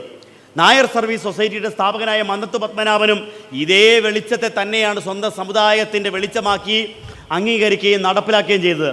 VT ഭട്ടതിരിപ്പാടിനെ പോലെയുള്ള ആളുകൾ നമ്പൂതിരി യോഗക്ഷേമ സഭയിലൂടെ ഏറ്റവും ഉയർന്ന സമുദായത്തിലേക്കും ആ വെളിച്ചത്തെ കൂട്ടിക്കൊണ്ടുപോയി. പണ്ഡിറ്റ് കറുപ്പനെ പോലുള്ള ആളുകൾ വാല സമുദായ പരിഷ്കരണി സഭയിലൂടെ അവരുടെ സമുദായത്തിലേക്ക്, ധീവര സഭയിലേക്ക് ഈ വെളിച്ചത്തെ കൂട്ടിക്കൊണ്ടുപോയി. പൊയ്കയിൽ യോഹന്നാൻ എന്ന് പറയുന്ന ഒരു ഭക്തൻ ഗുരുവിൻ്റെ ഈ സംഘടനാ വൈഭവത്തെ തന്നെയാണ് PRDS എന്ന സംഘടനയെ സ്ഥാപിച്ചുകൊണ്ട് പ്രത്യക്ഷ രക്ഷാ ദൈവസഭ ആരംഭിച്ചുകൊണ്ട് പൊയ്കയിൽ കുമാര ഗുരുദേവനായിട്ട് ഒരു വലിയ പരിവർത്തനത്തെ ആ സമുദായത്തിലേക്ക് വരുത്തിയത്. വക്കം അബ്ദുൽ ഖാദർ മൗലവി എന്ന മുസൽമാനാണ് മുസ്ലിം ധർമ്മ പരിപാലന യോഗം സ്ഥാപിച്ചുകൊണ്ട് ഇസ്ലാമിക സമൂഹത്തിലേക്ക് ഈ വെളിച്ചത്തെ കടത്തിക്കൊണ്ടുപോയത്. എന്നാലോചിക്കേ, ഒരു ദീപം, ഒരൊറ്റ ദീപത്തിൽ നിന്ന് കൊളുത്തിക്കൊണ്ടുപോയ അനേകം ദീപങ്ങൾ ഓരോ ഇടങ്ങളെയും പ്രകാശമാനമാക്കിയത് കൊണ്ടാണ്, മുമ്പേ പറഞ്ഞില്ലേ, കേരളത്തെ കേരളമാക്കി മാറ്റിയ ധാർമ്മിക അടിത്തറയുടെ ഉറവിടം ശ്രീനാരായണ ഗുരുദേവനാണെന്ന് നമ്മൾ കണ്ടെത്തിയത്. അപ്പോൾ അങ്ങനെ ഓരോരുത്തരും അവരുടെ ഇടയിലേക്ക് ആ വെളിച്ചത്തെ കൂട്ടിക്കൊണ്ടുപോയി. സാമൂഹ്യമായ സാംസ്കാരികമായ ഒരു നവോത്ഥാനത്തെ അതിലൂടെ സാധിച്ചു. മതം, വിദ്യാഭ്യാസം, അടുത്തത് സദാചാരമാണ്. ആചാരങ്ങളിലൂടെയുള്ള ഒരു പരിവർത്തനം. ഞാൻ ഒരു അധ്യാപകൻ എന്നുള്ള നിലയിൽ ഞാൻ നിങ്ങളോട് പറയുന്നൊരു കാര്യമുണ്ട്. നമ്മളൊക്കെ ആഗ്രഹിക്കാറുണ്ട് നമ്മുടെ മക്കൾക്ക് നല്ല സ്വഭാവം വേണമെന്ന്. ആഗ്രഹിക്കാറുണ്ടോ ഇല്ലയോ? ഏതെങ്കിലും അമ്മയോ അച്ഛനോ എൻ്റെ കുട്ടിയുടെ സ്വഭാവം മോശമാവണമെന്ന് ചിന്തിക്കാറുണ്ടോ? എൻ്റെ കുട്ടിയുടെ സ്വഭാവം വഴിതെറ്റിപ്പോകണമെന്ന് ആരും ചിന്തിക്കാറില്ല. എല്ലാവരുടെയും ആഗ്രഹം നല്ല സ്വഭാവം ഉണ്ടാവണമെന്നാണ്. പക്ഷേ നിർഭാഗ്യം എന്ന് പറയട്ടെ, ഇന്നത്തെ പുതിയ തലമുറയെ നിയന്ത്രിക്കാൻ ഇത്തിരി പ്രയാസം കൂടുതലാണോ അല്ലയോ? ഒരു 30 കൊല്ലം അല്ലെ 25 കൊല്ലം മുമ്പുള്ള, വേണ്ട ഒരു 20 കൊല്ലം മുമ്പുള്ള തലമുറയെ നിയന്ത്രിക്കുന്നതിനേക്കാൾ പ്രയാസമാണോ അല്ലേ ഇപ്പോഴത്തേത്? അതെ, ഇപ്പോഴത്തെ പിള്ളേർ പലപ്പോഴും നമുക്കറിയാം അവരുടെ യാത്രകൾ, അവരുടെ ചിന്തകൾ, അവരുടെ പോക്കും വരവും ഒന്നും നമുക്ക് കണ്ടെത്താൻ പറ്റത്തില്ല. ഇന്നിപ്പോൾ ഒരു കല്യാണം നടക്കുന്നുണ്ട്, എനിക്കറിയാവുന്ന ഒരാളുടെയാണ്. അപ്പോൾ ഇന്നലെ അതിൻ്റെ പാർട്ടിയായിരുന്നു. ആ പാർട്ടിയെക്കുറിച്ച് അവർ കൂടി ആലോചിച്ചപ്പോൾ ചെറുപ്പക്കാർ തമ്മിൽ പറഞ്ഞ ഒരു ചർച്ചയിൽ ഞാൻ കേൾക്കാൻ ഇടവന്നൊരു ഡയലോഗ് ഇങ്ങനെയാണ്: എനിക്ക് അപ്പം ഇന്നത്തെ ഈ കല്യാണത്തിന് മുമ്പുള്ള ഒരു പാർട്ടിയാണ്, ബാച്ചിലേഴ്സ് പാർട്ടി എന്നൊക്കെ പറയും. ഈ പാർട്ടിയിൽ എനിക്ക് വേണ്ടത്, ഇപ്പം നിങ്ങളാണെങ്കിൽ തലേ ദിവസം ചെല്ല് പറയും എനിക്ക് ഒരു ഫുൾ എടുത്ത് വെച്ചാലേ, ഇല്ലെങ്കിൽ അതിന് വേണ്ട സാധനങ്ങളൊക്കെയാണല്ലോ അവർ ശേഖരിക്കുക. ഇവൻ പറഞ്ഞത് എനിക്ക് 0.5 മതി. ആർക്കെങ്കിലും പിടികിട്ടിയ ഈ 0.5 എന്നതാണെന്ന് മനസ്സിലായിട്ടില്ല. ഒരാൾ പറഞ്ഞു എനിക്ക് 0.6 മതി. അപ്പം 0.5, 0.6 എന്നൊക്കെ പിള്ളേർ പറയുന്നുണ്ടെങ്കിൽ നിങ്ങൾ വിചാരിച്ചോണം അവൻ കണക്കിൻ്റെ പോയിൻ്റ് കൂട്ടുമല്ലെന്ന് വിചാരിച്ചോണം. ഇപ്പോഴത്തെ ഏറ്റവും പുതിയ ലഹരി മരുന്നിൻ്റെ പേരാണിത്. ഇതെനിക്ക് അവർ തന്നെയാണ് പറഞ്ഞു തരുന്നത്, ഇത് പറഞ്ഞു തരുന്നത്. ആലോചിച്ച് നോക്കിക്കേ. അപ്പോൾ ഇപ്പോഴത്തെ പിള്ളേരെ നമുക്ക് അത് ഉപയോഗിച്ചാൽ മണമില്ല, അത് ഉപയോഗിച്ചാൽ പ്രത്യേകിച്ച് ആളെ കണ്ടാൽ ഒരു മാറ്റവും ഇല്ല, കണ്ടാൽ നല്ല മിടുക്കനായിട്ടിരിക്കും. 10, 20, 24, 25 മണിക്കൂർ വേണമെങ്കിൽ ഒരേ അവസ്ഥയിൽ ലഹരിയുടെ ഉന്മാദത്തിൽ കഴിയാൻ ഇതവനെ സഹായിക്കും. ഈ നഖത്തിനിടയിൽ സൂക്ഷിക്കാവുന്നതിൻ്റെ വലിപ്പം പോലും അതില്ലതാനും. നോക്കൂ പ്രിയപ്പെട്ടവരെ, അപ്പോൾ അതുകൊണ്ട് നമ്മളെല്ലാവരും ചിന്തിക്കുന്നത് നമ്മുടെ മക്കൾ നല്ലവരാകണം എന്നാണ്. പണ്ട് അതിനു വേണ്ടി നമ്മുടെ അമ്മച്ചിമാർ ചെയ്തുകൊണ്ടിരുന്നത്, അവർ പറയും മോനെ നീ നല്ല പ്രാർത്ഥനയൊക്കെ ചെല്ലടാന്ന് പറയും. അതിനുവേണ്ടി ഒരു പ്രാർത്ഥന ഉണ്ടായിരുന്നു, മക്കളെ നല്ലവരാക്കാൻ പറ്റിയ പ്രാർത്ഥന. ഏതാ? പണ്ട് സ്കൂളിലൊക്കെ ചൊല്ലിക്കൊണ്ടിരുന്ന ദൈവമേ കൈതൊഴാം കേൾക്കുമാറാകണം, പാവമാം എന്നെ നീ കാക്കുമാറാകണം, എന്നുള്ളിൽ ഭക്തി ഉണ്ടാകുമാറാകണം. കണ്ടോ, എൻ്റെ ഉള്ളിൽ എന്തുണ്ടാവണം? ഒരു ദൈവവിചാരമൊക്കെ ഉണ്ടാവണം.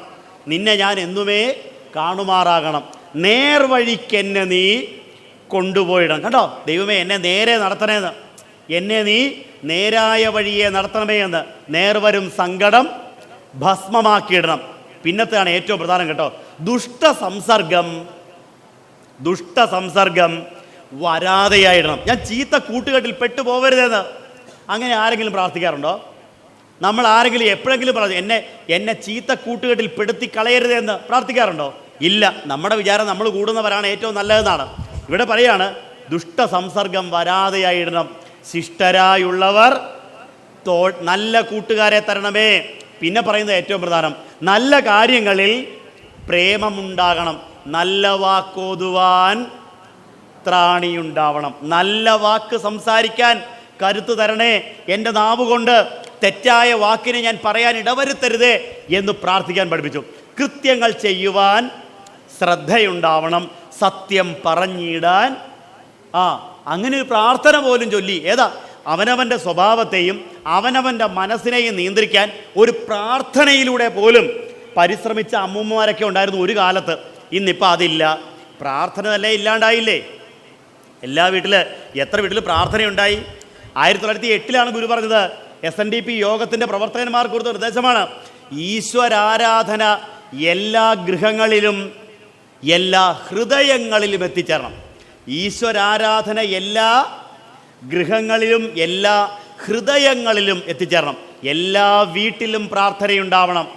ആ വീട്ടിലെ എല്ലാ ഹൃദയങ്ങളും പ്രാർത്ഥനയിൽ പങ്കാളിയാവണം. അങ്ങനെയൊക്കെ ഉണ്ടോ? വളരെ കുറച്ചേ ഉള്ളൂ. പ്രായമായ ആളുകളുടെ ഡിപ്പാർട്ട്മെൻറ്റാണ് പ്രാർത്ഥന എന്നൊക്കെ പറയുന്നത്. കാരണം അവർക്കാണ് പെട്ടെന്ന് മുകളിലേക്ക് പോകാനുള്ളത്. അതുകൊണ്ട് അവർ ചൊല്ലിക്കോട്ടെ, ഇപ്പോൾ അവർ അഡ്വാൻസായിട്ട് വിസ അടിച്ച് വെച്ചോട്ടെ, അതുകൊണ്ട് അവർ ചൊല്ലിയാൽ മതി എന്നൊരു ചിന്ത ചെറുപ്പക്കാരുടെ ഇടയിൽ വർദ്ധിച്ചു വരുന്നുണ്ടോ എന്ന് എനിക്കൊരു ഡൗട്ട്. അതുകൊണ്ട് പ്രാർത്ഥന എല്ലാ വീട്ടിലും ഉണ്ടാവണം, അതെല്ലാ ഹൃദയങ്ങളിലും ഉണ്ടാവണം. ശ്രീനാരായണ ഗുരുദേവൻ്റെ കൽപ്പനയാണ്, എല്ലാ ഹൃദയങ്ങളും പ്രാർത്ഥിക്കുന്നവരാകണം. അതുകൊണ്ട് ഈ ഗുരുജ്ഞാന സരണിയൊക്കെ കേട്ടു മറന്നു പോകാതെ ഇതുകൊണ്ട് ഒരു മാറ്റത്തിന് നമുക്ക് തുടക്കമിടണം. അക്കാര്യത്തിലാണ് ഗുരു പറഞ്ഞിട്ടുണ്ട്, ഇതര മതസ്ഥരെ കണ്ടു പഠിക്കാമല്ലോ. ഗുരു പറയാണ്, ഒരു ക്രൈസ്തവ സഹോദരനെ എടുത്തേ. ഒരു ക്രൈസ്തവ സഹോദരൻ, അവൻ LDF ആയിക്കോട്ടെ, UDF ആയിക്കോട്ടെ, BJP കാരനായിക്കോട്ടെ, വൈകുന്നേരം സന്ധ്യയാകുമ്പോൾ അവൻ വീട്ടിൽ വരും.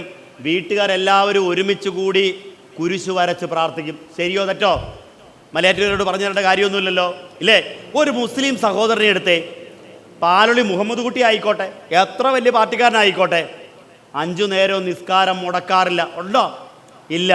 വൈകിട്ട് ഇനി പകലും മുടങ്ങിപ്പോയാൽ വൈകിട്ടെല്ലാം കൂടെ ചേർത്ത് ഒരു പ്രാർത്ഥന. ആ നിസ്കാരമാണ്, ഈ കുർബാനയാണ്, ഈ പറയുന്ന കുരിശു വരക്കലാണ്, അവരുടെ ജീവിതത്തിൻ്റെ ഒരു ക്രമീകരണം, ഒരു ചിട്ട, എല്ലാത്തിനും ഒരു വ്യവസ്ഥ ഉണ്ടാക്കി വെക്കുന്നതിൽ ഈ ആചാരങ്ങൾ വഹിക്കുന്ന പങ്ക് വളരെ വലുതാണ്, അത്ര പ്രധാനമാണ്. അപ്പം നമുക്ക് ഒന്നിനും ഒരു വ്യവസ്ഥയില്ലാത്തൊരു ജീവിതം പറ്റത്തില്ല. അതുകൊണ്ട് ജീവിതത്തിനൊരു വ്യവസ്ഥ വേണം. ഞാൻ നിങ്ങളുടെ മുമ്പ് പറഞ്ഞെന്താണ്, നമ്മുടെ കുട്ടികൾക്ക് നല്ല സ്വഭാവത്തെ ഉണ്ടാക്കാനുള്ള ഒരു വഴി ഞാൻ എൻ്റെ ഇത്രയും കൊല്ലത്തെ അനുഭവത്തിൽ നിന്ന് കുട്ടികളെ പഠിപ്പിച്ചുള്ള അനുഭവത്തിലൂടെ പറയുകയാണ്. മക്കൾക്ക് നല്ല സ്വഭാവം ഉണ്ടാക്കാൻ ഉപദേശം കൊണ്ടൊന്നും വലിയ കാര്യമൊന്നുമില്ല. അവർ പറയും ഇതൊക്കെ ഞങ്ങൾ കുറേ കേട്ടതെന്ന് പറയും. പറയത്തില്ലേ, എടാ മോനെ നീ അങ്ങനെ ചെയ്യില്ലടാ, ഇങ്ങനെ ചെയ്യണോടി എന്ന് പറയും, ഞങ്ങൾ കുറേ കേട്ടതെന്ന് പറയും. ഏറ്റവും നല്ല വഴി എന്ന് പറയുന്നത് ചെറുപ്പം മുതൽ തന്നെ നല്ല ശീലങ്ങൾ അവർക്ക് കൊടുക്കുക എന്നുള്ളതാണ്. നല്ല ശീലങ്ങൾ നല്ല സ്വഭാവത്തിലേക്ക് കുഞ്ഞുങ്ങളെ നയിക്കും. ഞാനിപ്പോൾ പറഞ്ഞെന്താണ്, നല്ല ശീലങ്ങൾ, നല്ല ശീലങ്ങളിലൂടെ കുട്ടികളെ വളർത്തിക്കൊണ്ടുവരിക. ഈ നല്ല ശീലങ്ങളിൽ നമ്മുടെ വിശ്വാസം ഒരു പ്രധാനപ്പെട്ട കാര്യം തന്നെയാണ്. രാവിലെ എഴുന്നേറ്റാൽ 1 മിനിറ്റ് ഒന്ന് പ്രാർത്ഥിക്കുക. വേണമെങ്കിൽ കരാഗ്രേ വസതേ ലക്ഷ്മി കര മധ്യേ സരസ്വതി കരമൂലേ തു ഗോവിന്ദ മംഗളം. ഈ മന്ത്രമൊന്നും പറഞ്ഞ പിള്ളേർ പറയത്തില്ല. ദൈവത്തെ നീ 1 മിനിറ്റ് ഒന്ന് മൗനമായിട്ട് പ്രാർത്ഥിക്കുക. ഭൂമിയെ തൊട്ടൊന്ന് നമസ്കരിച്ച് സമുദ്ര വസനേ ദേവി പർവ്വത സ്തനമണ്ഡിതേ വിഷ്ണു ഭക്തി നമസ്തുപ്യം പാദസ്പർശൻ ക്ഷമസ്വമേ എന്നൊക്കെ പറയുമ്പോൾ അതിലൂടെ അവൻ്റെ ഉള്ളിലുണ്ടല്ലോ, ഇതെൻ്റെ അമ്മയാണ്, ഈ ഭൂമിയും എൻ്റെ അമ്മയാണ്. അപ്പോൾ ആ അമ്മയെപ്പോലെ ഞാൻ കരുതുന്നൊരു ചിന്ത ഈ വിശ്വാസത്തിലൂടെ അവനിലേക്ക് വെച്ചു കൊടുക്കുവാണ്. അപ്പോൾ അറിയാതെ അവൻ ഈ പറഞ്ഞതിനോടൊക്കെ ഒരു ബഹുമാനം, ഒരു സ്നേഹം ഒക്കെ രൂപപ്പെടും. അപ്പം മാതാപിതാക്കളുടെ പാദം തൊട്ട് നമസ്കരിച്ച് അവർക്കൊരു ബഹുമാനവും സ്നേഹവും കൊടുക്കുക. മാതാ പിതാ ഗുരു ദൈവം എന്നൊക്കെ പറയുന്നതിൻ്റെ അർത്ഥം അവരെ പഠിപ്പിച്ചു കൊടുക്കുക. ഭക്ഷണം കഴിക്കുമ്പോൾ, കുളിക്കുമ്പോൾ, കൂട്ടുകാരോട് സംസാരിക്കുമ്പോൾ ഒക്കെ നല്ല ചിന്തകളും വാക്കുകളും പറയാൻ പ്രേരിപ്പിക്കുക. അങ്ങനെ നല്ല ആചാരങ്ങളിലൂടെ നല്ല വിശ്വാസത്തെയും നല്ല സ്വഭാവത്തെയും രൂപപ്പെടുത്തിയെടുക്കാൻ പറ്റും. പക്ഷേ ഇനിയിപ്പോൾ നിങ്ങൾ വിചാരിക്കുന്ന ദൈവമേ, എൻ്റെ 12ാം ക്ലാസ്സിൽ പഠിക്കുന്ന കൊച്ചിനോട് ഇത് പറഞ്ഞാൽ അവൻ അംഗീകരിക്കുമോ? എൻ്റെ ഹൈസ്കൂളുകാരൻ അംഗീകരിക്കുമോ? അംഗീകരിക്കത്തില്ല. അതുകൊണ്ട് ഇനി വളരുന്ന തലമുറകൾ ചൊട്ടയിലെ ശീലം. അപ്പോൾ ചെറുപ്പം മുതൽ തന്നെ നല്ല ശീലങ്ങളിലൂടെ അവരെ വളർത്തിക്കൊണ്ട് വന്നാൽ, അപ്പോൾ അങ്ങനെ മതവും ആചാരവും അതിലൂടെ നല്ല ജീവിതത്തെയും കോർത്തു വെച്ചു പഠിപ്പിച്ചു ശ്രീനാരായണ ഗുരുദേവൻ. അപ്പോൾ നോക്കൂ പ്രിയപ്പെട്ടവരെ, മതം, സദാചാരം, നല്ല ആചാരങ്ങൾ അത് ജീവിതത്തിൽ വളരെ പ്രധാനപ്പെട്ടതാണ്. നല്ല ആചാരങ്ങൾ എല്ലാവർക്കും ഗുരു പ്രദാനം ചെയ്തു. നല്ല ആചാരങ്ങൾ അത് നമുക്ക് മാത്രമല്ല എല്ലാവർക്കും അതിനുള്ള അടിത്തറ പ്രദാനം ചെയ്തു. കുളത്തൂർ കോലത്തുകരയിൽ ഒരു ഭദ്രകാളി ഉണ്ടായിരുന്നു. ഭദ്രകാളിക്ക് ഇഷ്ടം നമ്മളെപ്പോലെ തന്നെയായിരുന്നു കേട്ടോ ഭദ്രകാളിയുടെ സ്വഭാവം. ഭദ്രകാളിക്ക് ഇഷ്ടം എന്താണ്? ഇച്ചിരി നോൺ വെജ് ഒക്കെ ഇല്ലെങ്കിൽ ദേവിക്ക് രാവിലത്തെയൊക്കെ ഭക്ഷണം ഭയങ്കര പ്രയാസമായിരുന്നു. ഒരു ശകലം ചിക്കനോ ഇച്ചിരി മട്ടനോ ഒക്കെ ഉണ്ടെങ്കിലേ കഴിക്കാൻ പറ്റുള്ളൂ. നിങ്ങളിപ്പോൾ ഇത് കേൾക്കുമ്പോൾ ചിരിക്കുമായിരിക്കും. നിങ്ങൾക്കറിയാമോ, ഈ കേരളത്തിന് പുറത്തേക്ക് പോയാൽ ഇപ്പോഴും മറ്റ് സംസ്ഥാനങ്ങളിലെ പല അമ്പലങ്ങളിലും ഇന്നും ഇതൊക്കെ തന്നെയുണ്ട്. ഞാൻ ബംഗാളിൽ പോയിട്ടുണ്ട്, കൽക്കട്ടയിൽ പോയിട്ടുണ്ട്. കൽക്കട്ടയിലൊക്കെ ചെന്ന് കഴിഞ്ഞാണ്ടല്ലോ ഇപ്പോഴും ആഴ്ചയിൽ ഒരിക്കൽ ഈ ആടിനെയും കോഴിയെയും ഒക്കെ കണ്ടിക്കുന്ന അമ്പലങ്ങളുണ്ടെന്നേ. എന്തിനാ ഇല്ലയെന്ന് പറയുന്നത്? കേരളത്തിൽ നമുക്ക് കേൾക്കുമ്പോൾ ചിരിയാണല്ലേ. അയ്യേ, ദൈവത്തിന് ചോര കൊടുക്കുമെന്ന്. ഈ കേരളത്തിലെ ദൈവങ്ങളുടെ സ്വഭാവം മാറ്റിയത് ആരാ? കോലത്തുകരയിലെ ഭദ്രകാളിക്ക് ഇത് വേണമെങ്കിൽ ഗുരു പറഞ്ഞു, എന്നാൽ പിന്നെ കാര്യം ചെയ്യാം, ഭദ്രകാളിക്ക് ഇത് കൂടാതെ ഇറങ്ങത്തില്ലെങ്കിൽ ഭദ്രകാളിയെ മാറ്റാം. അയ്യോ സ്വാമി, ഭദ്രകാളിയെ മാറ്റാൻ പറ്റുമോ? ഉഗ്രമൂർത്തിയല്ലേ. നമുക്കൊക്കെ പേടിപ്പിക്കുന്ന ഒരു രൂപമാണ് ആരുടേത്? ഭദ്രകാളി. ശംഖചക്ര ഗദാപത്മത്തിന് സ്ഥാനത്ത് 64 കയ്യിലും ആയുധവും പിടിച്ചോണ്ടാണ് ദേവി ഇരിക്കുന്നത്. ഉഗ്രമൂർത്തിയല്ലേ. നിങ്ങൾ മാറിയോ? ഞാൻ മാറ്റി തരാമെന്ന് പറഞ്ഞു. അങ്ങനെ നിശ്ചയിച്ച മുഹൂർത്തത്തിൽ ദേവിയെ എടുത്ത് മാറ്റി ഗുരു പറഞ്ഞത്, 4 വടക്കു പടിഞ്ഞാറെ മൂലയ്ക്ക് കൊണ്ട് വയ്ക്ക്, ഇനി ഒരു സാമ്പ്രാണി പോലും കൊടുക്കേണ്ടതാണ് പറഞ്ഞത്. ഏതാ? ചിക്കനും മട്ടനും പോട്ടെ, സാമ്പ്രാണി പോലും. കുളത്തൂർ കോലത്തേരയിൽ ചെന്നാണ്ടല്ലോ ആ ഉഗ്രമൂർത്തി ഒരു പരാതിയില്ലാതെ, ഒരു പരിഭവവും ഇല്ലാതെ ഇപ്പോഴും അവിടെ ഇരിപ്പുണ്ട്. അവിടെ നല്ല കഴുകി വൃത്തിയാക്കി നല്ലൊരു ശിവനെ പ്രതിഷ്ഠിച്ചു കൊടുത്തു. സാത്വികതയാണ് ഈശ്വരൻ്റെ അടയാളം. സാത്വികതയുള്ള ദൈവം മതിയെന്നേ നമുക്ക്. അങ്ങനെ അപ്പോൾ ഏതാ? ദൈവത്തിന് തെറ്റുണ്ടെങ്കിൽ ആ ദൈവങ്ങൾക്ക്, നമ്മൾ വിശ്വസിക്കുന്ന ആരാധനാ സങ്കല്പങ്ങൾക്ക് തെറ്റുണ്ടെങ്കിൽ അത് തിരുത്താനും ഗുരു തയ്യാറായി. അതൊരു വലിയ മാറ്റമായിരുന്നു കേട്ടോ. അതുകൊണ്ട് എന്തു പറ്റി? നാട്ടിലെമ്പാടും ഇതൊരു വലിയ മാറ്റമായി. ഏതാ? ഉഗ്രമൂർത്തിയായ ഈ നാട്ടിൽ കാണുമല്ലോ അമ്പലങ്ങളിലൊക്കെ ഗുരുതി എന്ന് പറഞ്ഞ ചടങ്ങുണ്ട്. കണ്ടോ നിങ്ങൾ? പല ക്ഷേത്രങ്ങളിൽ ഇപ്പോഴും ഉണ്ട് ഗുരുതി. പണ്ടത്തെ കുരുതിയായിരുന്നു ഗുരുതി എന്ന് പറയുന്നത്. ഇപ്പോഴത്തെ ഗുരുതി എന്ന് പറഞ്ഞാൽ ഒരു കുമ്പളങ്ങ കൊണ്ട് കണ്ടിച്ച് വട്ടത്തിൽ മുറിക്കും. നിങ്ങളൊന്ന് ആലോചിച്ച് നോക്കിയേ, ചിക്കൻ വറുത്ത് തരാൻ പറഞ്ഞ ചേട്ടന് കുമ്പളങ്ങ കറി വെച്ച് കൊടുത്താൽ ചേട്ടൻ എന്നാ പറയും? എടുത്തെറിഞ്ഞില്ലെങ്കിൽ അത് ചെയ്യാനുള്ളൂ. പക്ഷേ നമ്മുടെ ദൈവങ്ങൾക്ക് ആർക്കും പരാതി ഉണ്ടായിട്ടുണ്ടോ? പരാതി ഉണ്ടോ? ഈ ചിക്കൻ്റെ സാധനത്ത് കുമ്പളങ്ങ കൊടുത്തൊരു പരാതിയുണ്ടോ? ഒരു പരാതിയില്ല. ഇനി കുരുതിക്കൊരു ഗമ വരുത്താൻ വേണ്ടിയാണ് ചുണ്ണാമ്പും കുറച്ച് വേറെ ഏതാണ്ട് സാധനമൊക്കെ കൊടുത്ത് നല്ല കട്ടി ചോര പോലെയാക്കും, അതും കൂടെ അങ്ങ് കമത്തും. ആലോചിച്ച് നോക്കിക്കേ ഈ ചോര കുടിച്ചാലത്തെ അവസ്ഥ, ചുണ്ണാമ്പ് വെള്ളം കുടിച്ചാലത്തെ നമ്മുടെ അവസ്ഥയിലാണ് ഊഹിക്കാമല്ലോ. അപ്പോൾ ഒരു ദൈവങ്ങളുടെ അവസ്ഥ പറയണ്ടാവും. ഒരു പരാതി ഇല്ലാതെ ഈ ആചാരത്തെ മാറ്റുവാൻ കഴിഞ്ഞത് ആർക്കാണ്? ഗുരുവിനാണ്. അതുകൊണ്ടാണ് രവീന്ദ്രനാഥ ടാഗോർ ഇവിടെ വന്നപ്പോൾ ഗുരുവിനെ കണ്ടപ്പോൾ പറഞ്ഞത്, ഈ ലോകത്ത് ഈ ഗുരുവിന് തുല്യതയില്ല. ശ്രീരാമകൃഷ്ണ പരമഹംസന്റെ നാട്ടിൽ നിന്നാണ് വരുന്നത്, സ്വാമി വിവേകാനന്ദന്റെ നാട്ടിൽ നിന്നാണ് ടാഗോർ വരുന്നത്. ഇങ്ങനെ പറഞ്ഞാൽ പോരായിരുന്നോ? വിവേകാനന്ദനെ പോലെ രാമകൃഷ്ണ പരമഹംസനെ പോലെ ഒരു ഗുരു കേരളത്തിലുണ്ടെന്ന് അല്ല പറഞ്ഞത്. എങ്ങനെയാണ്? ഈ ഗുരുവിൻ്റെ മുകളിലല്ല, ശ്രീനാരായണ ഗുരുവിൻ്റെ ഒപ്പമിരിക്കാൻ, may a person who is one par with him in spiritual attainment, ഒപ്പമിരിക്കാൻ ഒരു ഗുരു വേറെയില്ല എന്ന് പറഞ്ഞ് എന്തുകൊണ്ടെന്നറിയോ? ഈ ദൈവങ്ങളെ പോലും തിരുത്തിയത്, അവരുടെ ഭക്ഷണശീലങ്ങൾ, അവരുടെ പെരുമാറ്റങ്ങൾ, ഇതിലെല്ലാം മനുഷ്യത്വത്തെ ഇടപെടുത്തി ശ്രീനാരായണ ഗുരുദേവൻ അങ്ങനെ മാറ്റിയെടുത്തു. അപ്പം അങ്ങനെ കാരുണ്യമാണ് ദൈവീകത എന്ന് പഠിപ്പിച്ചു, കാരുണ്യത്തിൻ്റെ ഈശ്വരനെ കാണിച്ചു തന്നു. അപ്പം ഇതെല്ലാം സദാചാരങ്ങളാണ്. സദാചാരങ്ങളിലൂടെ നമുക്ക് ജീവിതത്തെ മാറ്റിയെടുക്കാൻ പറ്റും. നോക്കൂ, മതം, സദാചാരം, വിദ്യാഭ്യാസം. നാലാമത്തേത് ഗുരു നൽകിയത് സാമ്പത്തിക വളർച്ചയുടെ മൂലധനമാണ്. അതിന് വേണ്ടത് വ്യവസായമാണ്. വ്യവസായങ്ങൾ ഉണ്ടാവട്ടെ. നോക്കൂ പ്രിയപ്പെട്ടവരെ, 100 കൊല്ലം മുമ്പാണ് ഗുരുദേവൻ പറഞ്ഞത്, ഒറ്റയ്ക്ക് കമ്പനി തുടങ്ങാൻ പറ്റത്തില്ലെങ്കിൽ എല്ലാവരും കൂടെ കൂടി ആരംഭിക്കൂ, പലരും ചേർന്ന് കമ്പനി ആരംഭിക്കൂ, അങ്ങനെ വളരൂ, വികസിക്കൂ. സാമ്പത്തികമായ വളർച്ചയ്ക്ക് കച്ചവടം വേണം, വ്യവസായം വേണം. വ്യവസായം ചെയ്യാൻ തൻ്റെ ശിഷ്യന്മാരെ പലരെയും ഗുരു പ്രേരിപ്പിച്ചു. എം പി മൂത്തേടത്ത് അതിലൊരാളാണ്. എം പി മൂത്തേടത്ത് എന്നും കണി കാണാൻ വേണ്ടി ഗുരുവിൻ്റെ ഒരു ഫോട്ടോയാണ് അടുത്ത് വെച്ചിരുന്നത്. നിങ്ങൾ ആരെങ്കിലും അങ്ങനെ വെക്കാറുണ്ടോ? രാവിലെ എഴുന്നേറ്റ് കണി കാണാനായിട്ട് ഉണ്ടോ? എം പി മൂത്തേടത്ത് എന്നും ആദ്യത്തെ കണി ഏറ്റവും നല്ലതായിരിക്കണമെന്നാണല്ലോ നമ്മുടെ ഒരു വിശ്വാസം. അതുകൊണ്ട് ഗുരുദേവൻ്റെ ഫോട്ടോ ഇങ്ങനെ അടുത്ത് വെച്ചേക്കും. രാവിലെ കണ്ണ് തുറക്കുന്ന ആരുടെ നേരെ? ഗുരുവിൻ്റെ നേരെ. നിങ്ങൾ വല്ലതും അങ്ങനെ ചെയ്യാത്തതുകൊണ്ടാണ് ഒരു 10 മണിയാകുമ്പോൾ ചോദിക്കും, ഇന്ന് ആരെ കണി കണ്ടാണോ ഇറങ്ങിയെന്ന് ചോദിക്കാറില്ലേ? അത് മാറ്റണമെങ്കിൽ ഈ വഴി സ്വീകരിച്ചോ. അപ്പോൾ ഈ മൂത്തേടത്ത് വിചാരിക്കുകയാണ്, ഈ ഗുരുവിൻ്റെ ഫോട്ടോ ഇങ്ങനെ ചോദിക്കുകയാണ്, സ്വന്തമായിട്ടൊരു ജോലി ചെയ്തുകൂടെ, സ്വന്തമായിട്ടൊരു കോൺട്രാക്റ്റ് എടുത്തുകൂടെ? ഈ ഫോട്ടോയിൽ ഇരുന്ന് ചോദിക്കുന്ന പോലത്തെ ഒരു തോന്നലാണ്. എന്നാൽ പിന്നെ ആ തോന്നലൊരു വ്യക്തത വരുത്തിയേക്കാന്ന് കരുതിക്കൊണ്ട് നേരെ അരുവിപ്പുറത്ത് വന്ന് ഗുരുവിനെ കാണുന്നു, ആലുവായിൽ വന്ന് ഗുരുവിനെ കാണുന്നു, സംസാരിക്കുന്നു. അങ്ങനെ മൂത്തേടത്തിന് ഏതാനും വെള്ളി നാണയങ്ങൾ ഗുരു അനുഗ്രഹിച്ച് നൽകുന്നു. എനിക്കുള്ളത് നിനക്കും, നിനക്കുള്ളത് എനിക്കെന്ന് പറഞ്ഞാണ് അനുഗ്രഹിക്കുന്നത്. ആ മൂത്തേടമാണ് കർണാടകത്തിലെ ഏറ്റവും വലിയ റെയിൽവേ കോൺട്രാക്ടറായി മാറിയത്. മൂത്തേടത്തിൻ്റെ വീട് ഷൊർണൂർ എന്നാൽ ഭാരതപ്പുഴയുടെ തീരത്ത് ഇപ്പോഴും നിങ്ങൾക്ക് കാണാൻ പറ്റും. അങ്ങനെ വലിയൊരു വ്യവസായത്തിന് ഉടമയായി മാറിയത് മൂത്തേടത്തിനെ പ്രേരിപ്പിച്ചതും അനുഗ്രഹിച്ച് നൽകിയതും ശ്രീനാരായണ ഗുരുദേവനാണ്. കുമാരനാശാനെ വ്യവസായത്തിലേക്ക് തിരിച്ചുവിട്ടത്. അങ്ങനെ എണ്ണി പറയാനാണെങ്കിൽ എത്രയോ ആളുകളെ കേരളത്തിലെ ഒരു വ്യാവസായിക സംസ്കാരം ഗുരു തൻ്റെ ശിഷ്യ പരമ്പരകളിലൂടെ വാർത്തെടുത്തു.